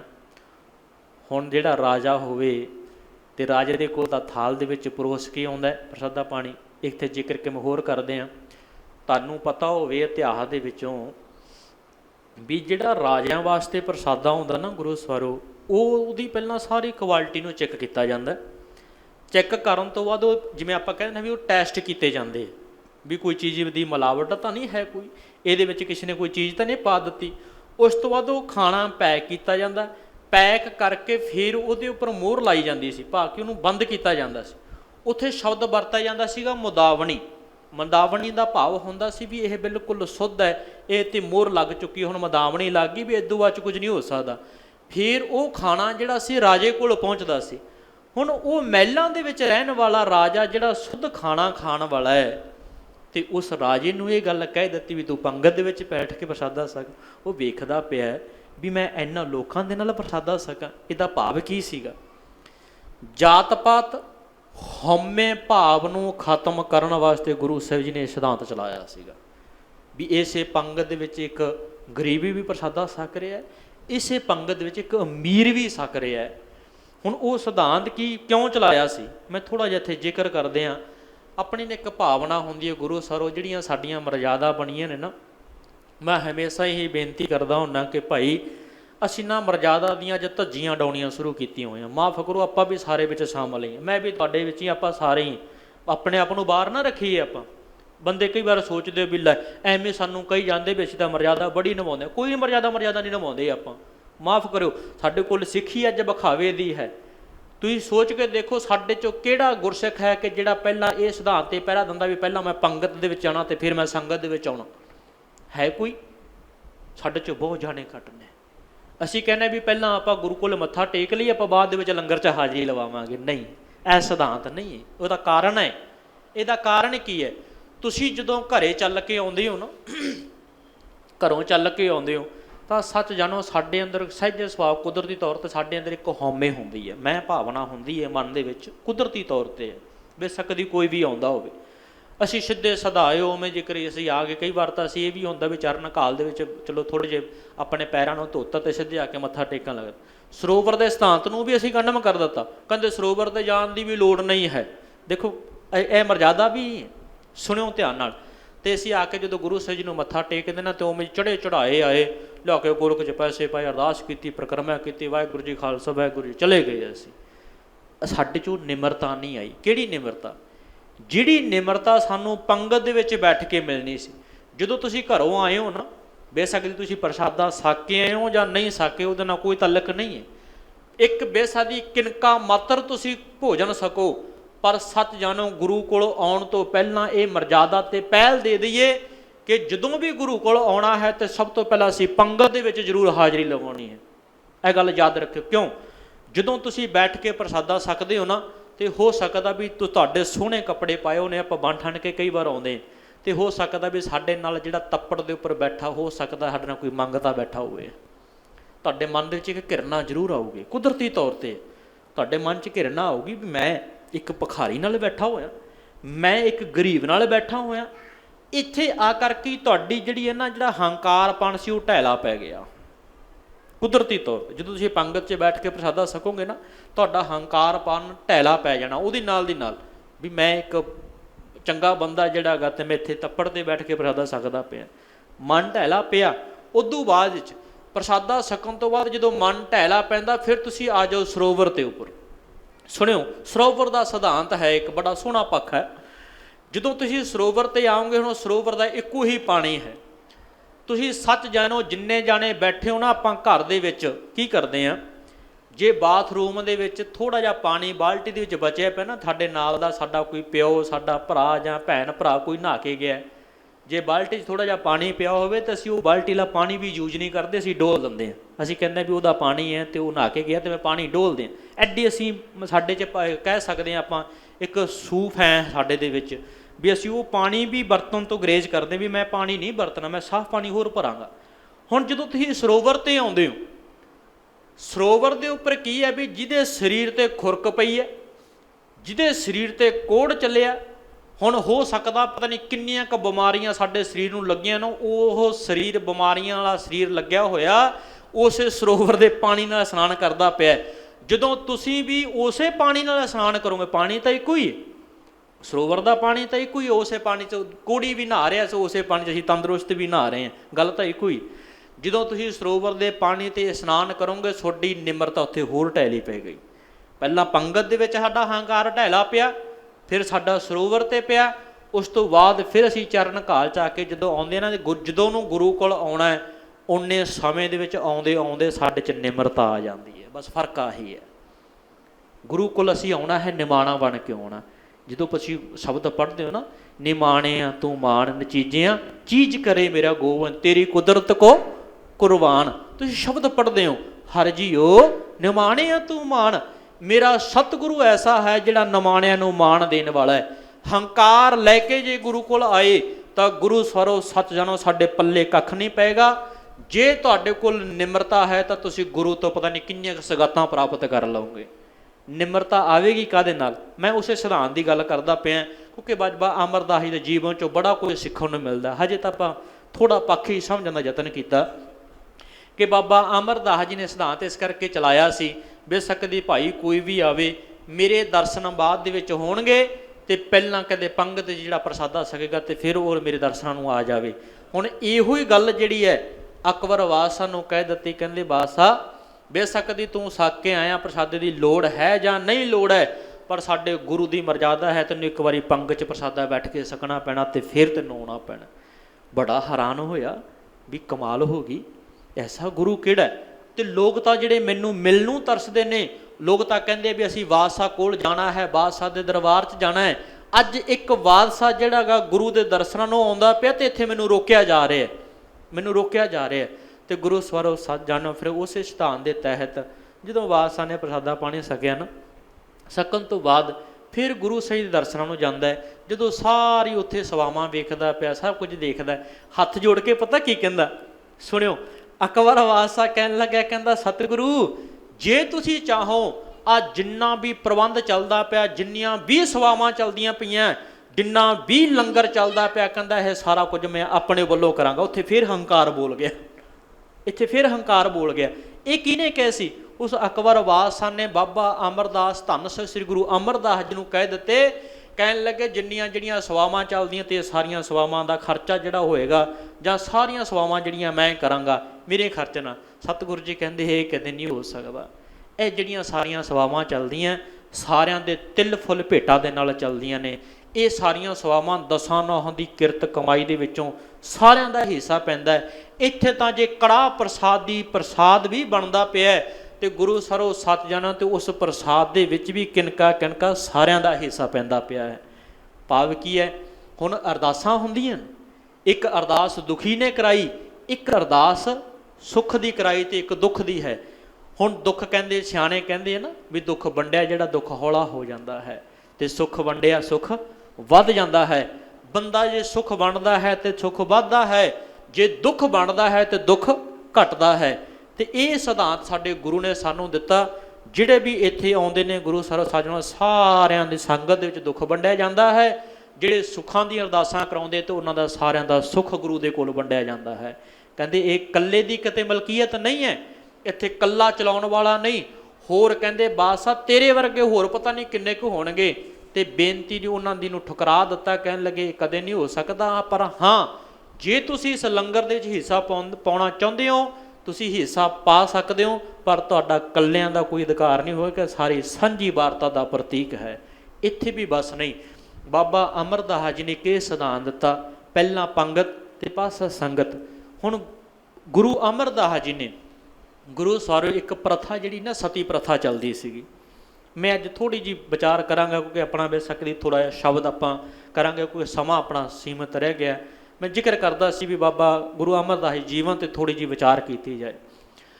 ਗੁਰੂ ਅਮਰਦਾਸ ਜੀ ਨੇ ਸਤੀ ਪ੍ਰਥਾ ਜਿਹੜੀ ਉਹ ਚੱਲਦੀ ਪਈ ਸੀ, ਤੁਸੀਂ ਆਪ ਹੀ ਸਾਰੇ ਹੀ ਜਾਣਦੇ ਹੋ ਵੀ ਜਦੋਂ ਕਿਤੇ ਕਿਸੇ ਇਸਤਰੀ ਦਾ ਪਤੀ ਚੜ੍ਹਾਈ ਕਰ ਜਾਂਦਾ ਸੀ ਨਾ, ਅਤੇ ਇਹ ਉਦੋਂ ਉੱਥੋਂ ਦੇ ਲੋਕਾਂ ਨੇ ਜਾਂ ਉਹਨਾਂ ਨੇ ਇੱਕ ਮਤਲਬ ਕਿ ਪ੍ਰਥਾ ਬਣਾ ਦਿੱਤੀ ਵੀ ਉਸ ਇਸਤਰੀ ਨੂੰ ਜਿਹੜਾ ਉਹ ਚਲਦੀ ਚਿਖਾ ਦੇ ਵਿੱਚ ਜਿਹੜਾ ਸੀਗਾ ਤੇ ਉਹ ਚੁੱਕ ਕੇ ਸੁੱਟਿਆ ਜਾਂਦਾ ਸੀਗਾ, ਜਾਂ ਉਹਨੂੰ ਕਿਹਾ ਜਾਂਦਾ ਸੀ ਵੀ ਤੂੰ ਭਾਈ ਸਤੀ ਹੋ, ਵੀ ਉਹਨੂੰ ਸਤੀ ਮੰਨਿਆ ਜਾਂਦਾ ਸੀਗਾ ਜਿਹੜੀ ਆਪਣੇ ਪਤੀ ਦੀ ਚਿਖਾ ਦੇ ਵਿੱਚ ਸੜ ਕੇ ਸਵਾਹ ਹੋ ਜਾਏ। ਹੁਣ ਸਿਧਾਂਤ ਦੇਖੋ ਕਿੱਡਾ ਵੱਡਾ। ਮੈਂ ਅੱਜ ਸਵੇਰ ਦੇ ਦੀਵਾਨ ਦੇ ਵਿੱਚ ਹੀ ਗੱਲ ਕੀਤੀ ਸੀ ਵੀ ਮੇਰੇ ਬਾਬੇ ਨਾਨਕ ਨੇ ਨਾ ਇਸਤਰੀ ਨੂੰ ਵੰਡਾਇਆ ਹੈ, ਇਸਤਰੀ ਦੀ ਸ਼ੋਭਾ ਕੀਤੀ। ਜਿਹੜੀ ਇਸਤਰੀ ਨੂੰ ਪੈਰ ਦੀ ਜੁੱਤੀ ਸਮਾਨ ਸਮਝਿਆ ਜਾਂਦਾ, ਜਿਹੜੀ ਇਸਤਰੀ ਨੂੰ ਜਿਹੜਾ ਸੀਗਾ ਮਾੜਾ ਚੰਗਾ ਬੋਲਿਆ ਜਾਂਦਾ ਸੀ, ਉਸ ਇਸਤਰੀ ਨੂੰ ਗੁਰੂ ਸਾਹਿਬ ਜੀ ਨੇ ਵੰਡਾਇਆ ਦਿੱਤਾ ਹੈ। ਭਾਵ ਕੀ ਬਾਣੀ ਦੇ ਅੰਦਰ ਤੁਸੀਂ ਆਪ ਇਹ ਸਾਰੇ ਪੜ੍ਹਦੇ ਹੋ ਨਾ ਕਿ ਗੁਰੂ ਸਾਹਿਬ ਜੀ ਨੇ ਬਾਣੀ ਦੇ ਅੰਦਰ ਬੜੇ ਸੋਹਣੇ ਫਰਮਾਨ ਦਿੱਤੇ ਹੈ ਕਿ ਮੇਰੇ ਮਾਲਕ ਜੀ ਨੇ ਕਹਿਣ ਲੱਗੇ, ਸਤਿਗੁਰੂ ਜੀ ਕਹਿਣ ਲੱਗੇ, ਭਲਿਓ ਉਹ ਇਸਤਰੀ ਨੂੰ ਤੁਸੀਂ ਮਾੜਾ ਕਹਿੰਦੇ ਪਿਓ ਜਿਸ ਇਸਤਰੀ ਦੀ ਕੁੱਖੋਂ ਕਹਿੰਦੇ ਭਗਤ ਜਨ ਅਤੇ ਸੂਰਵੀਰ ਯੋਧੇ ਜਿਹੜੇ ਪੈਦਾ ਹੋਏ ਨੇ। ਜਾਣੇ ਜਾਣਤਾ ਭਗਤ ਜਨ ਕਹਿ ਦਾਤਾ ਕਹਿ ਸੂਰ, ਨਹੀਂ ਤਾਂ ਜਾਣੀ ਵਾਂਝ ਰਹੇ ਕਾਹੇ ਗਵਾਵੇ ਨੂਰ। ਬੇਸ਼ੱਕ ਦੀ ਇਹ ਇੱਕ ਸਿਧਾਂਤ ਹੈ, ਇੱਥੇ ਵੀ ਬਸ ਨਹੀਂ। ਭੰਡ ਨੰਮੀਐ ਭੰਡ ਜੰਮੀਐ ਭੰਡ ਮੰਗਣ ਵਿਆਹੋ, ਭੰਡੇ ਹੋਵੇ ਦੋਸ਼ਟੀ ਭੰਡੇ ਚੱਲੇ ਰਾਹੋ। ਹੁਣ ਤੁਸੀਂ ਰੋਜ਼ ਆਸਾ ਕੀ ਵਾਰ ਦੇ ਵਿੱਚ ਪੜ੍ਹਦੇ ਹੋ, ਬੜਾ ਸਤਿਕਾਰ ਮਿਲਿਆ ਹੈ। ਜਿਸ ਮਾਂ ਦੀ ਕੁੱਖੋਂ ਇੱਕ ਭਗਤ ਸੂਰਵੀਰ ਪੈਦਾ ਹੁੰਦਾ ਹੈ ਤੇ ਗੁਰੂ ਸਾਹਿਬ ਤੇ ਕਈ ਵਾਰ ਇਹ ਵੀ ਹੁੰਦਾ, ਤੇ ਇੱਥੇ ਮੈਂ ਥੋੜ੍ਹਾ ਜਿਹਾ ਜ਼ਿਕਰ ਕਰਦੇ ਹਾਂ ਕਿ ਮਾਂ ਨੂੰ ਜਿੱਥੇ ਵਡਿਆਈ ਦਿੱਤੀ ਹੈ ਤੇ ਉੱਥੇ ਮਾਂ ਨੂੰ ਥੋੜ੍ਹਾ ਜਿਹਾ ਲਾਂਭਾ ਵੀ ਦਿੱਤਾ ਹੈ ਬਾਣੀ ਦੇ ਅੰਦਰ। ਲਾਂਭਾ ਗੁਰੂ ਸਾਹਿਬ ਜੀ ਨਹੀਂ ਦਿੱਤਾ, ਲਾਂਭਾ ਦਿਵਾਉਣ ਵਾਲਾ ਉਹਦਾ ਧੀ ਪੁੱਤਰ ਹੈ। ਜੇ ਧੀ ਪੁੱਤਰ ਲਾਇਕ ਨਿਕਲ ਜਾਏ ਤਾਂ ਵਡਿਆਈ ਮਿਲ ਜਾਂਦੀ, ਜੇ ਧੀ ਪੁੱਤਰ ਨਲਾਇਕ ਨਿਕਲ ਜਾਏ ਤਾਂ ਫਿਰ ਲਾਂਭਾ ਮਿਲ ਜਾਂਦਾ ਹੈ। ਧੀ ਪੁੱਤਰ ਖਰਾਬ ਹੋਵੇ ਤਾਂ ਬੰਦਾ ਇਹ ਨਹੀਂ ਕਹਿੰਦਾ ਭਾਈ ਤੂੰ ਖਰਾਬੀ ਕੀ ਵਾਲਾ, ਕਹਿੰਦਾ ਵੀ ਦਰ ਫਿੱਟੇ ਮੂੰਹ ਤੇਰੇ ਇਹੋ ਜਿਹੇ ਜੰਮਣ ਵਾਲਿਆਂ ਜਿਨ੍ਹਾਂ ਤੈਨੂੰ ਜੰਮ ਕੇ ਦਿੱਤਾ ਹੈ। ਇਹੋ ਹੀ ਗੱਲ ਕਰੀ ਸਤਿਗੁਰੂ ਜੀ ਕਹਿੰਦੇ, ਜਿਨ ਕੇ ਹਿਰਦੇ ਹਰ ਨਾਮ ਨਾ ਵਸਿਓ ਤਿੰਨ ਮਾਤ ਕੀਜੈ ਹਰ ਵਾਂਝਾ। ਜਿਨ੍ਹਾਂ ਦੇ ਹਿਰਦੇ ਦੇ ਅੰਦਰ ਕਹਿੰਦੇ ਸਤਿਗੁਰੂ ਜੀ ਦੇ ਕਹਿੰਦੇ ਨਾਮ ਨਹੀਂ ਨਾ ਵਸਦਾ ਪਿਆ, ਕਹਿੰਦੇ ਭਲੇ ਵਿਦ ਤੋਂ ਫਿਰ ਚੰਗਾ ਸੀ ਕਹਿੰਦੇ ਮਾਂ ਕਹਿੰਦੇ ਹੋ ਵਾਂਝੀ ਕਿਉਂ ਨਾ ਰਹਿ ਜਾਂਦੀ, ਤੈਨੂੰ ਜਨਮ ਦੇਣ ਤੋਂ ਪਾ ਸੁਖਰ। ਜਿੱਥੇ ਗੁਰੂ ਸਾਹਿਬ ਜੀ ਨੇ ਵਡਿਆਈ ਦਿੱਤੀ, ਭਾਵ ਕਿ ਸੂਰਵੀਰ ਯੋਧੇ ਪੈਦਾ ਕੀਤੇ ਕੁੱਖ ਦੇ ਵਿੱਚੋਂ ਪੈਦਾ ਹੋਏ, ਐ ਭਲਿਓ ਉਸ ਧੀ ਨੂੰ ਉਸ ਮਾਂ ਨੂੰ ਤੁਸੀਂ ਮਾੜਾ ਕਹਿੰਦੇ ਪਏ ਹੋ। ਇਹੋ ਹੀ ਗੱਲ ਸੀ ਸਤੀ ਪ੍ਰਥਾ ਦੀ। ਕਹਿੰਦੇ ਲੱਗੇ ਜੇ ਇਸਤਰੀ ਚੜ੍ਹਾਈ ਕਰ ਜਾਏ ਤਾਂ ਬੰਦੇ ਨੂੰ ਅਧਿਕਾਰ ਸੀ ਵੀ ਹੋਰ ਆਪਣਾ ਵਿਆਹ ਕਰਾ ਲਵੇ, ਤੇ ਜੇ ਕਿਤੇ ਪਤੀ ਚੜ੍ਹਾਈ ਕਰ ਜਾਏ ਉਹਨੂੰ ਅਧਿਕਾਰ ਨਹੀਂ ਸੀ ਤੇ ਉਹਨੂੰ ਕਹਿੰਦੇ ਜੀ ਭਾਈ ਨੂੰ ਚਲਦੀ ਹੋਈ ਚਿਖਾ ਦੇ ਵਿੱਚ ਸੁੱਟ ਦਿਓ। ਹੁਣ ਇਸ ਚੀਜ਼ ਦਾ ਵਿਰੋਧ ਕੀਤਾ ਸੀਗਾ ਗੁਰੂ ਅਮਰਦਾਸ ਜੀ ਨੇ, ਇਸ ਸਤੀ ਪ੍ਰਥਾ ਨੂੰ ਵੀ ਖਤਮ ਕੀਤਾ। ਗੁਰੂ ਸਾਹਿਬ ਜੀ ਨੇ ਜਾਤ ਪਾਤ ਦੀ ਪ੍ਰਥਾ ਨੂੰ ਖਤਮ ਕੀਤਾ। ਗੁਰੂ ਸਾਹਿਬ ਨੇ ਸੂਤ ਸਾਧ ਦੀਆਂ ਭਾਵਨਾਵਾਂ ਨੂੰ ਖਤਮ ਕੀਤਾ। ਕਿੰਨੀਆਂ ਕੁ ਵਿਚਾਰਾਂ ਆਪਾਂ ਕਰਦੇ ਰਹੀਏ। ਸੋ ਗੁਰੂ ਸਾਰਿਓ, ਗੁਰੂ ਅਮਰਦਾਸ ਜੀ ਦਾ ਜੀਵਨ ਬੜਾ ਹੀ ਆਨੰਦਮਈ ਜੀਵਨ ਹੈ। ਉਹਨਾਂ ਨੇ ਆਪਣੇ ਜੀਵਨ 'ਚ ਆਨੰਦ ਮਾਣਿਆ। ਬੇਸ਼ੱਕ ਦੀ ਜੀਵਨ 'ਚ ਆਨੰਦ 70 ਸਾਲ ਦੀ ਉਮਰ 'ਚ ਮਾਣਿਆ। ਤਕਰੀਬਨ ਉਹਨਾਂ ਦੀ ਲਗਭਗ 90 ਸਾਲ ਦੀ ਉਮਰ ਤੱਕ ਜਿਹੜੇ ਉਹ ਇਸ ਦੁਨੀਆ 'ਤੇ ਸੰਸਾਰ 'ਤੇ ਸਰੀਰ ਕਰਕੇ ਰਹਿ ਕੇ ਗਏ, ਅਤੇ ਉਹਨਾਂ ਨੇ ਲਗਾਤਾਰ ਗੁਰੂ ਦੀਆਂ ਸੇਵਾਵਾਂ ਜਿਹੜੀਆਂ ਉਹ ਜਾਰੀ ਰੱਖੀਆਂ। ਗੁਰੂ ਦੀਆਂ ਸੇਵਾਵਾਂ ਦੇ ਵਿੱਚ ਜੁੜੇ ਰਹੇ, ਆਪਣੇ ਪਰਿਵਾਰ ਨੂੰ ਬੜੇ ਸੋਹਣੇ ਤਰੀਕੇ ਦੇ ਨਾਲ ਅੱਗੇ ਚਲਾਇਆ ਹੈ। ਸੋ ਗੁਰੂ ਸਵਾਰਿਓ, ਬੜੀਆਂ ਉਹਨਾਂ ਦੀਆਂ ਸਿੱਖਿਆਵਾਂ ਨੇ। ਮੈਂ ਇੱਕ ਬੇਨਤੀ ਜ਼ਰੂਰ ਕਰਾਂਗਾ। ਸਤਿਗੁਰੂ ਜੀ ਨੇ ਇੱਕ ਬੜੇ ਸੋਹਣੇ ਬਚਨ ਕਹੇ, ਸਤਿਗੁਰੂ ਬਾਝੋਂ ਗੁਰੂ ਨਹੀਂ ਕੋਈ, ਨੁਗਰੇ ਕਾ ਹੈ ਨਾਉ ਬੁਰਾ। ਉਹ ਕਹਿੰਦੇ ਭਲਿਓ ਗੁਰੂ ਤੋਂ ਬਿਨਾਂ ਕਿਸੇ ਦਾ ਕੋਈ ਗੁਰੂ ਨਹੀਂ ਹੋ ਸਕਦਾ। ਜਿਹਦੇ ਜੀਵਨ ਦੇ ਵਿੱਚ ਗੁਰੂ ਆ ਜਾਏ ਤੇ ਉਹਦੇ ਜੀਵਨ ਦੇ ਵਿੱਚ ਆਨੰਦ ਹੀ ਆਨੰਦ ਆਉਂਦਾ ਹੈ। ਆਨੰਦ ਭਿਆ ਮੇਰੀ ਮਾਏ ਸਤਿਗੁਰੂ ਮੈਂ ਪਾਇਆ, ਸਤਿਗੁਰ ਤਾਂ ਪਾਇਆ ਸਹਿ ਸਿੱਤੀ ਮਨ ਵੱਜੀਆਂ ਵਧਾਈਆਂ। ਰਾਗ ਰਤਨ ਪਰਿਵਾਰ ਭਰੀਆਂ ਸ਼ਬਦ ਗਾਵਣ ਆਈਆਂ, ਸ਼ਬਦੋ ਤਾਂ ਗਾਵੋ ਹਰੇ ਕੇਰਾ ਮਨ ਜਿਨੀ ਵਸਾਇਆ। ਬਸ ਆਪ ਗੱਲ ਤਾਂ ਹੈ ਆਪਣੇ ਮਨ ਦੇ ਵਿੱਚ ਵਸਾਉਣ ਦੀ ਹੈ, ਗੱਲ ਤਾਂ ਗੁਰੂ ਰੂਪੀ ਸ਼ਬਦ ਨੂੰ ਧਾਰਨ ਕਰਨ ਦੀ ਹੈ। ਸਤਿਗੁਰੂ ਗੁਰੂ ਅਮਰਦਾਸ ਜੀ ਦੇ ਬਚਨ ਨੇ। ਗੁਰੂ ਅਮਰਦਾਸ ਜੀ ਕਹਿਣ ਲੱਗੇ ਭਲਿਓ ਜਿਹਨੇ ਕਹਿੰਦੇ ਸ਼ਬਦ ਗੁਰੂ ਨੂੰ ਆਪਣਾ ਗੁਰੂ ਮੰਨ ਲਿਆ ਨਾ, ਤੇ ਸੱਚ ਜਾਣੋ ਉਹਦੇ ਵਰਗਾ ਆਨੰਦ ਕੋਈ ਨਹੀਂ ਹੈ। ਜੇ ਆਨੰਦ ਦੀ ਤੁਸੀਂ ਮੇਰੇ ਤੋਂ ਪਰਿਭਾਸ਼ਾ ਪੁੱਛਦੇ ਹੋ ਨਾ, ਤਾਂ ਗੁਰੂ ਅਮਰਦਾਸ ਜੀ ਕਹਿਣ ਲੱਗੇ ਆਨੰਦ ਦੀ ਪਰਿਭਾਸ਼ਾ ਇਹੀ ਹੈ ਵੀ ਆਨੰਦ ਭਿਆ ਮੇਰੀ ਮਾਏ ਸਤਿਗੁਰੂ ਮੈਂ ਪਾਇਆ। ਬਸ ਮੈਂ ਤਾਂ ਸਤਿਗੁਰੂ ਨੂੰ ਪਾ ਲਿਆ, ਇਸ ਕਰਕੇ ਮੈਨੂੰ ਆਨੰਦ ਮਿਲਿਆ ਹੈ। ਇਹ ਸੀਗਾ ਆਪਾਂ ਸੰਖੇਪ ਰੂਪ ਦੇ ਵਿੱਚ ਗੁਰੂ ਅਮਰਦਾਸ ਜੀ ਦੇ ਜੀਵਨ ਦੇ ਸੰਬੰਧ ਵਿੱਚ ਗੱਲ ਕੀਤੀ ਹੈ। ਚੱਲ ਰਹੀ ਲੜੀਵਾਰ ਵੀ ਆਪਾਂ ਸ਼ਬਦ ਦੀਆਂ ਕੁਝ ਕੁ ਪੰਕਤੀਆਂ ਦੇ ਸਾਂਝ ਪਾਉਣ ਦਾ ਯਤਨ ਕਰਦੇ ਹਾਂ ਕਿ ਬੜੇ ਸੋਹਣੇ ਸ਼ਬਦਾਂ ਦੇ ਅੰਦਰ ਭਗਤ ਕਬੀਰ ਜੀ ਅੱਜ ਆਪਾਂ ਨੂੰ ਬਿਆਨ ਕਰਦੇ ਪਏ ਨੇ। ਜੋ ਸ਼ਬਦ ਆਪ ਜੀ ਨੇ ਭਾਈ ਸਾਹਿਬ ਜੀ ਦੇ ਮੁਖਾਰਬਿੰਦ ਤੋਂ ਸਰਵਣ ਕੀਤਾ ਸੀਗਾ, ਇਹ ਪਾਵਨ ਪਵਿੱਤਰ ਸ਼ਬਦ ਜਿਹੜਾ ਹੈ ਉਹ ਧਨਾਸਰੀ ਰਾਗ ਦੇ ਵਿੱਚ ਦਰਜ ਹੈ। ਧਨਾਸਰੀ ਰਾਗ ਦੇ ਅੰਦਰ ਭਗਤ ਕਬੀਰ ਜੀ ਨੇ ਆਪਣੇ ਪਵਿੱਤਰ ਮੁਖਾਰਬਿੰਦ ਰਾਹੀਂ ਸ਼ਬਦ ਨੂੰ ਉਚਾਰਨ ਕੀਤਾ, ਤੇ ਭਗਤ ਕਬੀਰ ਜੀ ਆਪਣੇ ਪਵਿੱਤਰ ਮੁਖਾਰ ਬਿੰਦ ਰਾਹੀਂ ਸ਼ਬਦ ਰਾਹੀਂ ਸਾਨੂੰ ਕੀ ਸਮਝਾਉਂਦੇ ਪਏ ਨੇ। ਇਹ ਸ਼ਬਦ ਦੀਆਂ ਰਹਾਉ ਵਾਲੀਆਂ ਪੰਗਤੀਆਂ ਦੇ ਅੰਦਰ ਭਗਤ ਕਬੀਰ ਜੀ ਕਹਿੰਦੇ ਪਏ ਨੇ, ਆਓ ਜੀ ਬੜੇ ਪਿਆਰ ਤੇ ਸਤਿਕਾਰ ਦੇ ਨਾਲ ਸਰਵਨ ਕਰੀਏ ਜੀ। ਹਰ ਕੇ ਲੋਗਾਂ ਮੈਂ ਤੋ ਮਤ ਕਾ ਭੋਰਾ। ਹਰ ਕੇ ਲੋਗਾ, ਜਿਹੜੇ ਹਰੀ ਦੇ ਲੋਕ ਨੇ, ਭਾਵ ਕਿ ਹਰੀ ਜਨ ਉਹ ਅਕਾਲ ਪੁਰਖ ਵਾਹਿਗੁਰੂ। ਹਰ ਕੇ ਲੋਗਾ ਮੈਂ ਤੋਂ ਮਤ ਕਾ ਭੋਰਾ, ਕਹਿਣ ਲੱਗੇ ਜਿਹੜਾ ਮੈਂ ਤਾਂ ਭਾਈ ਮਤ ਦਾ ਹੌਲਾ ਹਾਂ, ਮਤ ਦਾ ਬੇਸਮਝ ਹੈ। ਕਿਉਂ ਇਹ ਗੱਲ ਕਿਉਂ ਕਹੀ? ਕਿਉਂਕਿ ਅਗਲੀ ਪੰਗਤੀ ਦੇ ਅੰਦਰ ਇਹ ਗੱਲ ਸਮਝਣ ਦੇ ਫਿਰ ਸਮਝ ਲੱਗਣੀ ਹੈ, ਕਿਉਂਕਿ ਨਾਲ ਹੀ ਪੰਗਤੀ ਦੇ ਵਿੱਚ ਇਸ ਦਾ ਉੱਤਰ ਦਿੱਤਾ ਹੈ। ਜੋ ਤਨ ਕਾਸੀ ਤਜਹਿ ਕਬੀਰਾ, ਰਮਈਐ ਕਹਾਂ ਨਿਹੋਰਾ। ਗੁਰੂ ਸਾਹਿਬ ਹੁਣ ਸਮਾਂ ਬੜਾ ਸੀਮਤ ਹੈ, ਜਿੱਤੇ ਮੈਂ ਬਿਆਨ ਕਰਨ ਲੱਗ ਗਿਆ ਤਾਂ ਸਮਾਂ ਕਾਫੀ ਚਾਹੀਦਾ। ਮੈਂ ਥੋੜ੍ਹੀ ਜਿਹੀ ਗੱਲ ਜ਼ਰੂਰ ਕਰਾਂ। ਇੱਕ ਨਾ ਪ੍ਰਚਲਿਤ ਜਿਹੜੀ ਗੱਲ ਚੱਲਦੀ ਪਈ ਸੀ ਵੀ ਜਿਹੜਾ ਵੀ ਉਸ ਸਮੇਂ ਦੇ ਵਿੱਚ ਜਿਹੜਾ ਕੋਈ ਆਪਣੇ ਸਰੀਰ ਨੂੰ ਕਾਸੀ ਦੇ ਵਿੱਚ ਅਰਪਣ ਕਰੇ, ਭਾਵ ਕੀ ਸੀਗਾ ਵੀ ਆਪਣੇ ਸਵਾਸ ਜਿਹੜੇ ਹੈਗੇ ਤੇ ਉਹ ਕਾਸੀ ਨਗਰ ਦੇ ਵਿੱਚ, ਕਾਸੀ ਸ਼ਹਿਰ ਦੇ ਵਿੱਚ ਜਿਹੜਾ ਛੱਡਦਾ ਸੀ ਨਾ, ਤੇ ਉਹ ਇਹ ਮੰਨਿਆ ਜਾਂਦਾ ਸੀ ਉਹਦੀ ਮੁਕਤੀ ਹੋ ਜਾਂਦੀ। ਇਹ ਕਹਾਣੀ ਹੋਰ ਬੜੀ ਮਤਲਬ ਕਿ ਵੱਡੀ ਹੈ। ਤੇ ਅਗਲੀ ਜਿਹੜੀ ਗੱਲ ਸੀ ਵੀ ਜਿਹੜਾ ਮਗਹਾਰ ਦੇ ਵਿੱਚ ਜਾ ਕੇ ਸਰੀਰ ਨੂੰ ਛੱਡਦਾ ਸੀਗਾ, ਭਾਵ ਕਿ ਜਿਹਦੇ ਪ੍ਰਾਣ ਨਿਕਲਦੇ ਸੀ। ਇੱਕ ਮਤਲਬ ਕਿ ਸ਼ਹਿਰ ਆ ਮਗਹਰ, ਜਿਹੜਾ ਇਹ ਯੂਪੀ ਦੇ ਵਿੱਚ ਇੱਕ ਸ਼ਹਿਰ ਪੈਂਦਾ ਜਿਹਦਾ ਨਾਮ ਹੈ ਮਗਹਰ। ਤੇ ਉਹ ਜਿਹੜਾ ਕਿ ਉੱਥੇ ਜਾ ਕੇ ਪ੍ਰਾਣ ਛੱਡਦਾ ਸੀ ਤੇ ਉਹ ਮੰਨਿਆ ਜਾਂਦਾ ਸੀ ਵੀ ਇਹ ਨਰਕਾਂ ਦੇ ਵਿੱਚ ਗਿਆ। ਇਹ ਮਨੌਤਾਂ ਜਿਹੜੀਆਂ ਸੀ ਉਹ ਚੱਲੀਆਂ, ਮਤਲਬ ਕਿ ਆਉਂਦੀਆਂ ਸੀ। ਅੱਜ ਵੀ ਇਸ ਤਰ੍ਹਾਂ ਦੇ ਬੜੇ ਡਰਾਵੇ ਜਿਹੜੇ ਹੈ ਤੇ ਉਹ ਦੁਨੀਆ ਦੇ ਉੱਪਰ ਸੰਸਾਰ ਦੇ ਦਿੱਤੇ ਗਏ ਵੀ ਜੇ ਤੁਸੀਂ ਇੱਥੇ ਪ੍ਰਾਣ ਛੱਡੋਗੇ ਜੀ ਤੇ ਤੁਹਾਨੂੰ ਇਹ ਹੋ ਜਾਊਗਾ, ਤੁਸੀਂ ਇੱਦਾਂ ਭੂਤ ਬਣ ਜਾਓਗੇ। ਕੋਈ ਕੁਝ ਕਹਿ ਰਿਹਾ, ਕੋਈ ਕੁਝ ਕਹਿ ਰਿਹਾ, ਹੈ ਨਾ। ਪਹਿਲੀ ਗੱਲ ਤਾਂ ਗੁਰੂ ਸਾਹਿਬ ਜੀ ਕਹਿੰਦੇ ਸਾਨੂੰ ਇਹਦੇ ਬਾਰੇ ਸੋਚਣਾ ਨਹੀਂ ਚਾਹੀਦਾ। ਮੈਂ ਤਾਂ ਸਪਸ਼ਟ ਹੀ ਕਹਿੰਦਾ ਹੁੰਦਾ ਵੀ ਜਦੋਂ ਪ੍ਰਾਣ ਸਾਡੇ ਚਲੇ ਗਏ ਨਾ, ਉਹ ਸਾਨੂੰ ਨਹੀਂ ਪਤਾ ਵੀ ਅਸੀਂ ਕਿੱਥੇ ਗਏ, ਉਹਦੇ ਬਾਰੇ ਅਸੀਂ ਕਿਉਂ ਸੋਚੀ। ਅਸੀਂ ਤਾਂ ਹੁਣ ਜਿਉਂਦੇ ਜੀ ਸੋਚਣਾ ਹੈ ਵੀ ਅਸੀਂ ਹੁਣ ਕਰਨਾ ਕੀ। ਬੰਦਾ ਐਵੇਂ ਸੋਚੀ ਜਾ ਰਿਹਾ ਵੀ ਮਰਨ ਤੋਂ ਬਾਅਦ ਮੈਂ ਕਿੱਥੇ ਜਾਊਂ, ਮੇਰਾ ਕੀ ਬਣੂ। ਐਵੇਂ ਜਾ ਕੇ ਕਰਕੇ ਜੋਸ਼ਤੀਆਂ ਦੇ ਕੋਲ, ਪੰਡਤਾਂ ਦੇ ਕੋਲ ਪੱਤਰੀਆਂ ਖਿਲਾਉਂਦਾ ਪਿਆ ਬੰਦਾ ਵੀ ਮੇਰੀ ਪੱਤਰੀ ਖੋਲ੍ਹ ਕੇ ਦੇਖੋ ਜੀ ਮੇਰੀ ਕਿੰਨੀ ਕੁ ਉਮਰ ਰਹੇਗੀ, ਮੈਂ ਕਿੰਨਾ ਕੁ ਜਿਊਂਗਾ। ਲੈ ਵੀ ਉਹਦੇ ਜੇ ਹੁਣ ਪੱਤਰੀਆਂ 'ਚ ਲਿਖਿਆ ਹੋਵੇ ਤੇ ਉਹ ਆਪਣੀ ਪੱਤਰੀ ਨਾ ਖੋਲ੍ਹ ਕੇ ਵੇਖ ਲਵੇ ਭਾਈ ਵੀ ਮੇਰੀ ਉਮਰ ਕਿੰਨੀ ਕੁ ਹੈ। ਕਿਸੇ ਨੂੰ ਕੀ ਪਤਾ ਵੀ ਕਿਹਦੀ ਉਮਰ ਕਿੰਨੀ ਕੁ ਹੈ। ਤੇ ਬੰਦੇ ਨੂੰ ਇਹ ਵੀ ਨਹੀਂ ਪਤਾ ਵੀ ਮਰਨ ਤੋਂ ਬਾਅਦ ਬੰਦੇ ਨੇ ਜਾਣਾ ਕਿੱਥੇ ਹੈ। ਉਹ ਮਗਰੋਂ ਫਿਰ ਦਿਖਾਉਂਦੇ ਪਏ ਨੇ ਆਪ ਜੀ ਸਾਰੇ ਸਿਆਣੇ ਬੈਠੇ ਹੋ। ਉਹ ਪਤਾ ਕੀ ਆ, ਪੰਡਤਾਂ ਨੇ ਪਿਰਤਾਂ ਪਾਈਆਂ। ਕਹਿੰਦੇ ਜਦੋਂ ਪ੍ਰਾਣੀ ਚੜ੍ਹਾਈ ਕਰ ਜਾਂਦਾ ਨਾ, ਕਹਿੰਦੇ ਇੱਕ ਬੱਠਲ ਦੇ ਵਿੱਚ ਰਾਖ ਪਾ ਲਓ, ਬੱਠਲ ਦੇ ਵਿੱਚ ਰਾਖ ਪਾ ਕੇ ਨਾ ਕਹਿੰਦੇ ਉਹਨੂੰ ਢੱਕ ਕੇ ਰੱਖ ਦਿਓ। ਉਹਦੇ ਸਰਾਣੇ ਜਿਹੜਾ ਪ੍ਰਾਣੀ ਚੜ੍ਹਾਈ ਕਰਦਾ ਨਾ, ਕਹਿੰਦੇ ਉਹਦੇ ਸਰਾਣੇ ਰੱਖ ਲਓ। ਕਹਿੰਦੇ ਫਿਰ ਉਹਦੇ 'ਤੇ ਜਿਹੜੀ ਪੈੜ ਪੈ ਜਾਂਦੀ ਹੈ, ਬਸ ਤੁਸੀਂ ਇਹ ਸਮਝ ਲਿਆ ਕਰੋ ਵੀ ਇਹ ਪ੍ਰਾਣੀ ਇਸ ਜੂਨ ਦੇ ਵਿੱਚ ਪੈ ਗਿਆ। ਹੁਣ ਦੇਖ ਲਓ ਕਿੱਦਾਂ ਦੇ ਭਰਾਂ ਪਏ। ਬੇਸ਼ੱਕ ਦੀ ਅੱਜ ਇਹ ਚੀਜ਼ਾਂ ਬੜੀਆਂ ਮਤਲਬ ਕਿ ਘੱਟ ਕਰਨ ਲੱਗੇ ਹਾਂ ਆਪਾਂ, ਤੇ ਪਰ ਇਹ ਮਨੌਤਾਂ ਜਿਹੜੀਆਂ ਬੜੀਆਂ ਚੱਲਦੀਆਂ ਆਉਂਦੀਆਂ। ਜਿਹੜਾ ਅਸਲ ਜ਼ਿਕਰ ਮੈਂ ਕਰਦਾ, ਸਮਾਂ ਬੜਾ ਸੀਮਿਤ, 5 ਮਿੰਟ ਆਪਣੇ ਬਾਕੀ ਹੈ। ਇੱਥੇ ਭਗਤ ਕਬੀਰ ਜੀ ਨੇ ਜਿਹੜੇ ਬੜੇ ਸੋਹਣੇ ਸ਼ਬਦਾਂ 'ਚ ਕਿਹਾ। ਭਗਤ ਕਬੀਰ ਜੀ ਕਹਿੰਦੇ ਵੀ ਜਿਹੜੇ ਲੋਕ ਇਹ ਗੱਲ ਮੰਨਦੇ ਆ ਨਾ ਵੀ ਕਾਸੀ ਦੇ ਵਿੱਚ ਜੇ ਮੈਂ ਆਪਣਾ ਸਰੀਰ ਛੱਡੂੰ ਤਾਂ ਮੋਤੀ ਹੋਣੀ ਹੈ, ਜੇ ਮੈਂ ਮਗਹਾਰ ਦੇ ਵਿੱਚ ਛੱਡੂੰ ਤਾਂ ਮੈਂ ਨਰਕਾਂ ਦੇ ਵਿੱਚ ਜਾਣਾ। ਕਹਿਣ ਲੱਗੇ ਭਲਿਓ ਗੱਲ ਯਾਦ ਰੱਖੋ, ਕਹਿੰਦੇ ਹਰ ਕੇ ਲੋਗਾ ਮੈਂ ਤੋਂ ਮਤ ਕਾ ਭੋਰਾ। ਕਹਿੰਦੇ ਇਹ ਦੁਨੀਆ ਦੇ ਲੋਗੋ, ਸੰਸਾਰ ਦੇ ਲੋਗੋ, ਬਸ ਤੁਸੀਂ ਤਾਂ ਮੈਨੂੰ ਇਹ ਸਮਝ ਲਓ ਵੀ ਇਹ ਤਾਂ ਮਤ ਦਾ ਹੌਲਾ ਹੈ, ਇਹ ਮਤ ਦਾ ਕੋਈ ਬਹੁਤਾ ਚੰਗਾ ਨਹੀਂ। ਕਿਉਂ? ਕਹਿਣ ਲੱਗੇ ਬਸ ਇੰਨੀ ਗੱਲ ਯਾਦ ਰੱਖਿਓ, ਜੋ ਤਨ ਕਾਸੀ ਤਜੇ, ਭਾਵ ਕਿ ਆਹ ਤਨ ਸਰੀਰ, ਤਜੇ ਦਾ ਅਰਥ ਹੁੰਦਾ ਛੱਡਣਾ। ਕਹਿੰਦੇ ਜੇ ਮੈਂ ਜਾ ਕਰਕੇ ਕਾਸ਼ੀ ਦੇ ਵਿੱਚ ਸਰੀਰ ਛੱਡਾਂ, ਫਿਰ ਨਾਲ ਕਹਿੰਦੇ ਕਬੀਰਾ ਰਮਈਏ ਕਹਾਂ ਨਹੁਰਾ। ਕਹਿੰਦੇ ਫਿਰ ਤੁਸੀਂ ਦੱਸੋ ਮੈਨੂੰ ਵੀ ਜਿਹੜਾ ਮੇਰਾ ਤਨ ਹੈ, ਵੀ ਤਨ ਨੂੰ ਛੱਡਣ ਦੇ ਨਾਲ ਮੇਰੀ ਜਿਹੜੀ ਜੀਵ ਆਤਮ ਹੈ ਕੀ ਉਹ ਰਮਈਏ ਦੇ ਨਾਲ ਮਿਲ ਸਕੇਗੀ?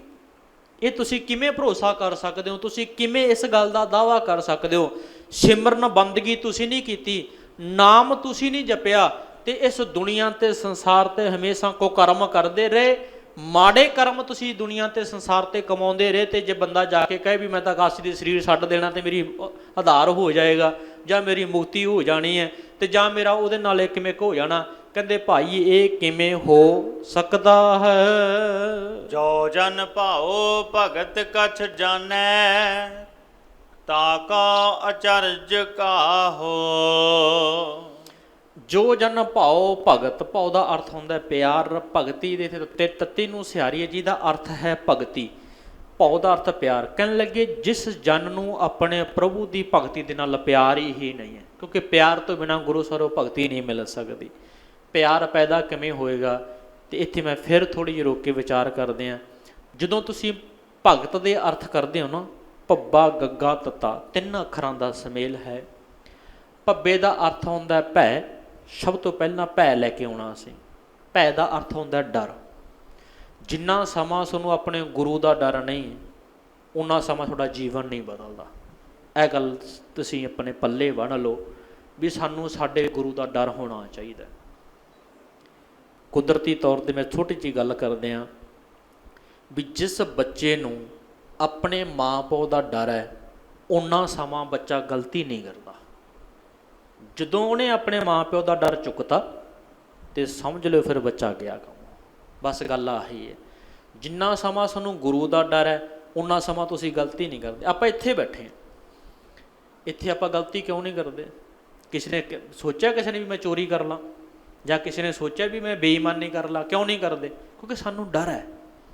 ਅਸੀਂ ਕਹਿੰਦੇ ਵੀ ਅਸੀਂ ਗੁਰੂ ਕੋਲ ਬੈਠੇ। ਜਦੋਂ ਅਸੀਂ ਇੱਥੋਂ ਬਾਹਰ ਚਲੇ ਗਏ, ਤੂੰ ਕੌਣ ਤੇ ਮੈਂ ਕੌਣ, ਉਦੋਂ ਸਾਨੂੰ ਕੋਈ ਡਰ ਨਹੀਂ ਹੁੰਦਾ। ਬਸ ਫਰਕ ਆਹੀ ਹੈ। ਜਦੋਂ ਬਾਹਰ ਚਲੇ ਗਏ ਉਦੋਂ ਅਸੀਂ ਗਲਤੀਆਂ ਕਰਦੇ ਹਾਂ, ਉਦੋਂ ਅਸੀਂ ਬੇਈਮਾਨੀ ਵੀ ਕਰ ਲੈਂਦੇ, ਉਦੋਂ ਅਸੀਂ ਠੱਗੀ ਵੀ ਮਾਰ ਲੈਂਦੇ ਕਿਸੇ ਨਾਲ, ਹੈ ਨਾ, ਉਦੋਂ ਅਸੀਂ ਝੂਠ ਵੀ ਬੋਲਦੇ ਹਾਂ।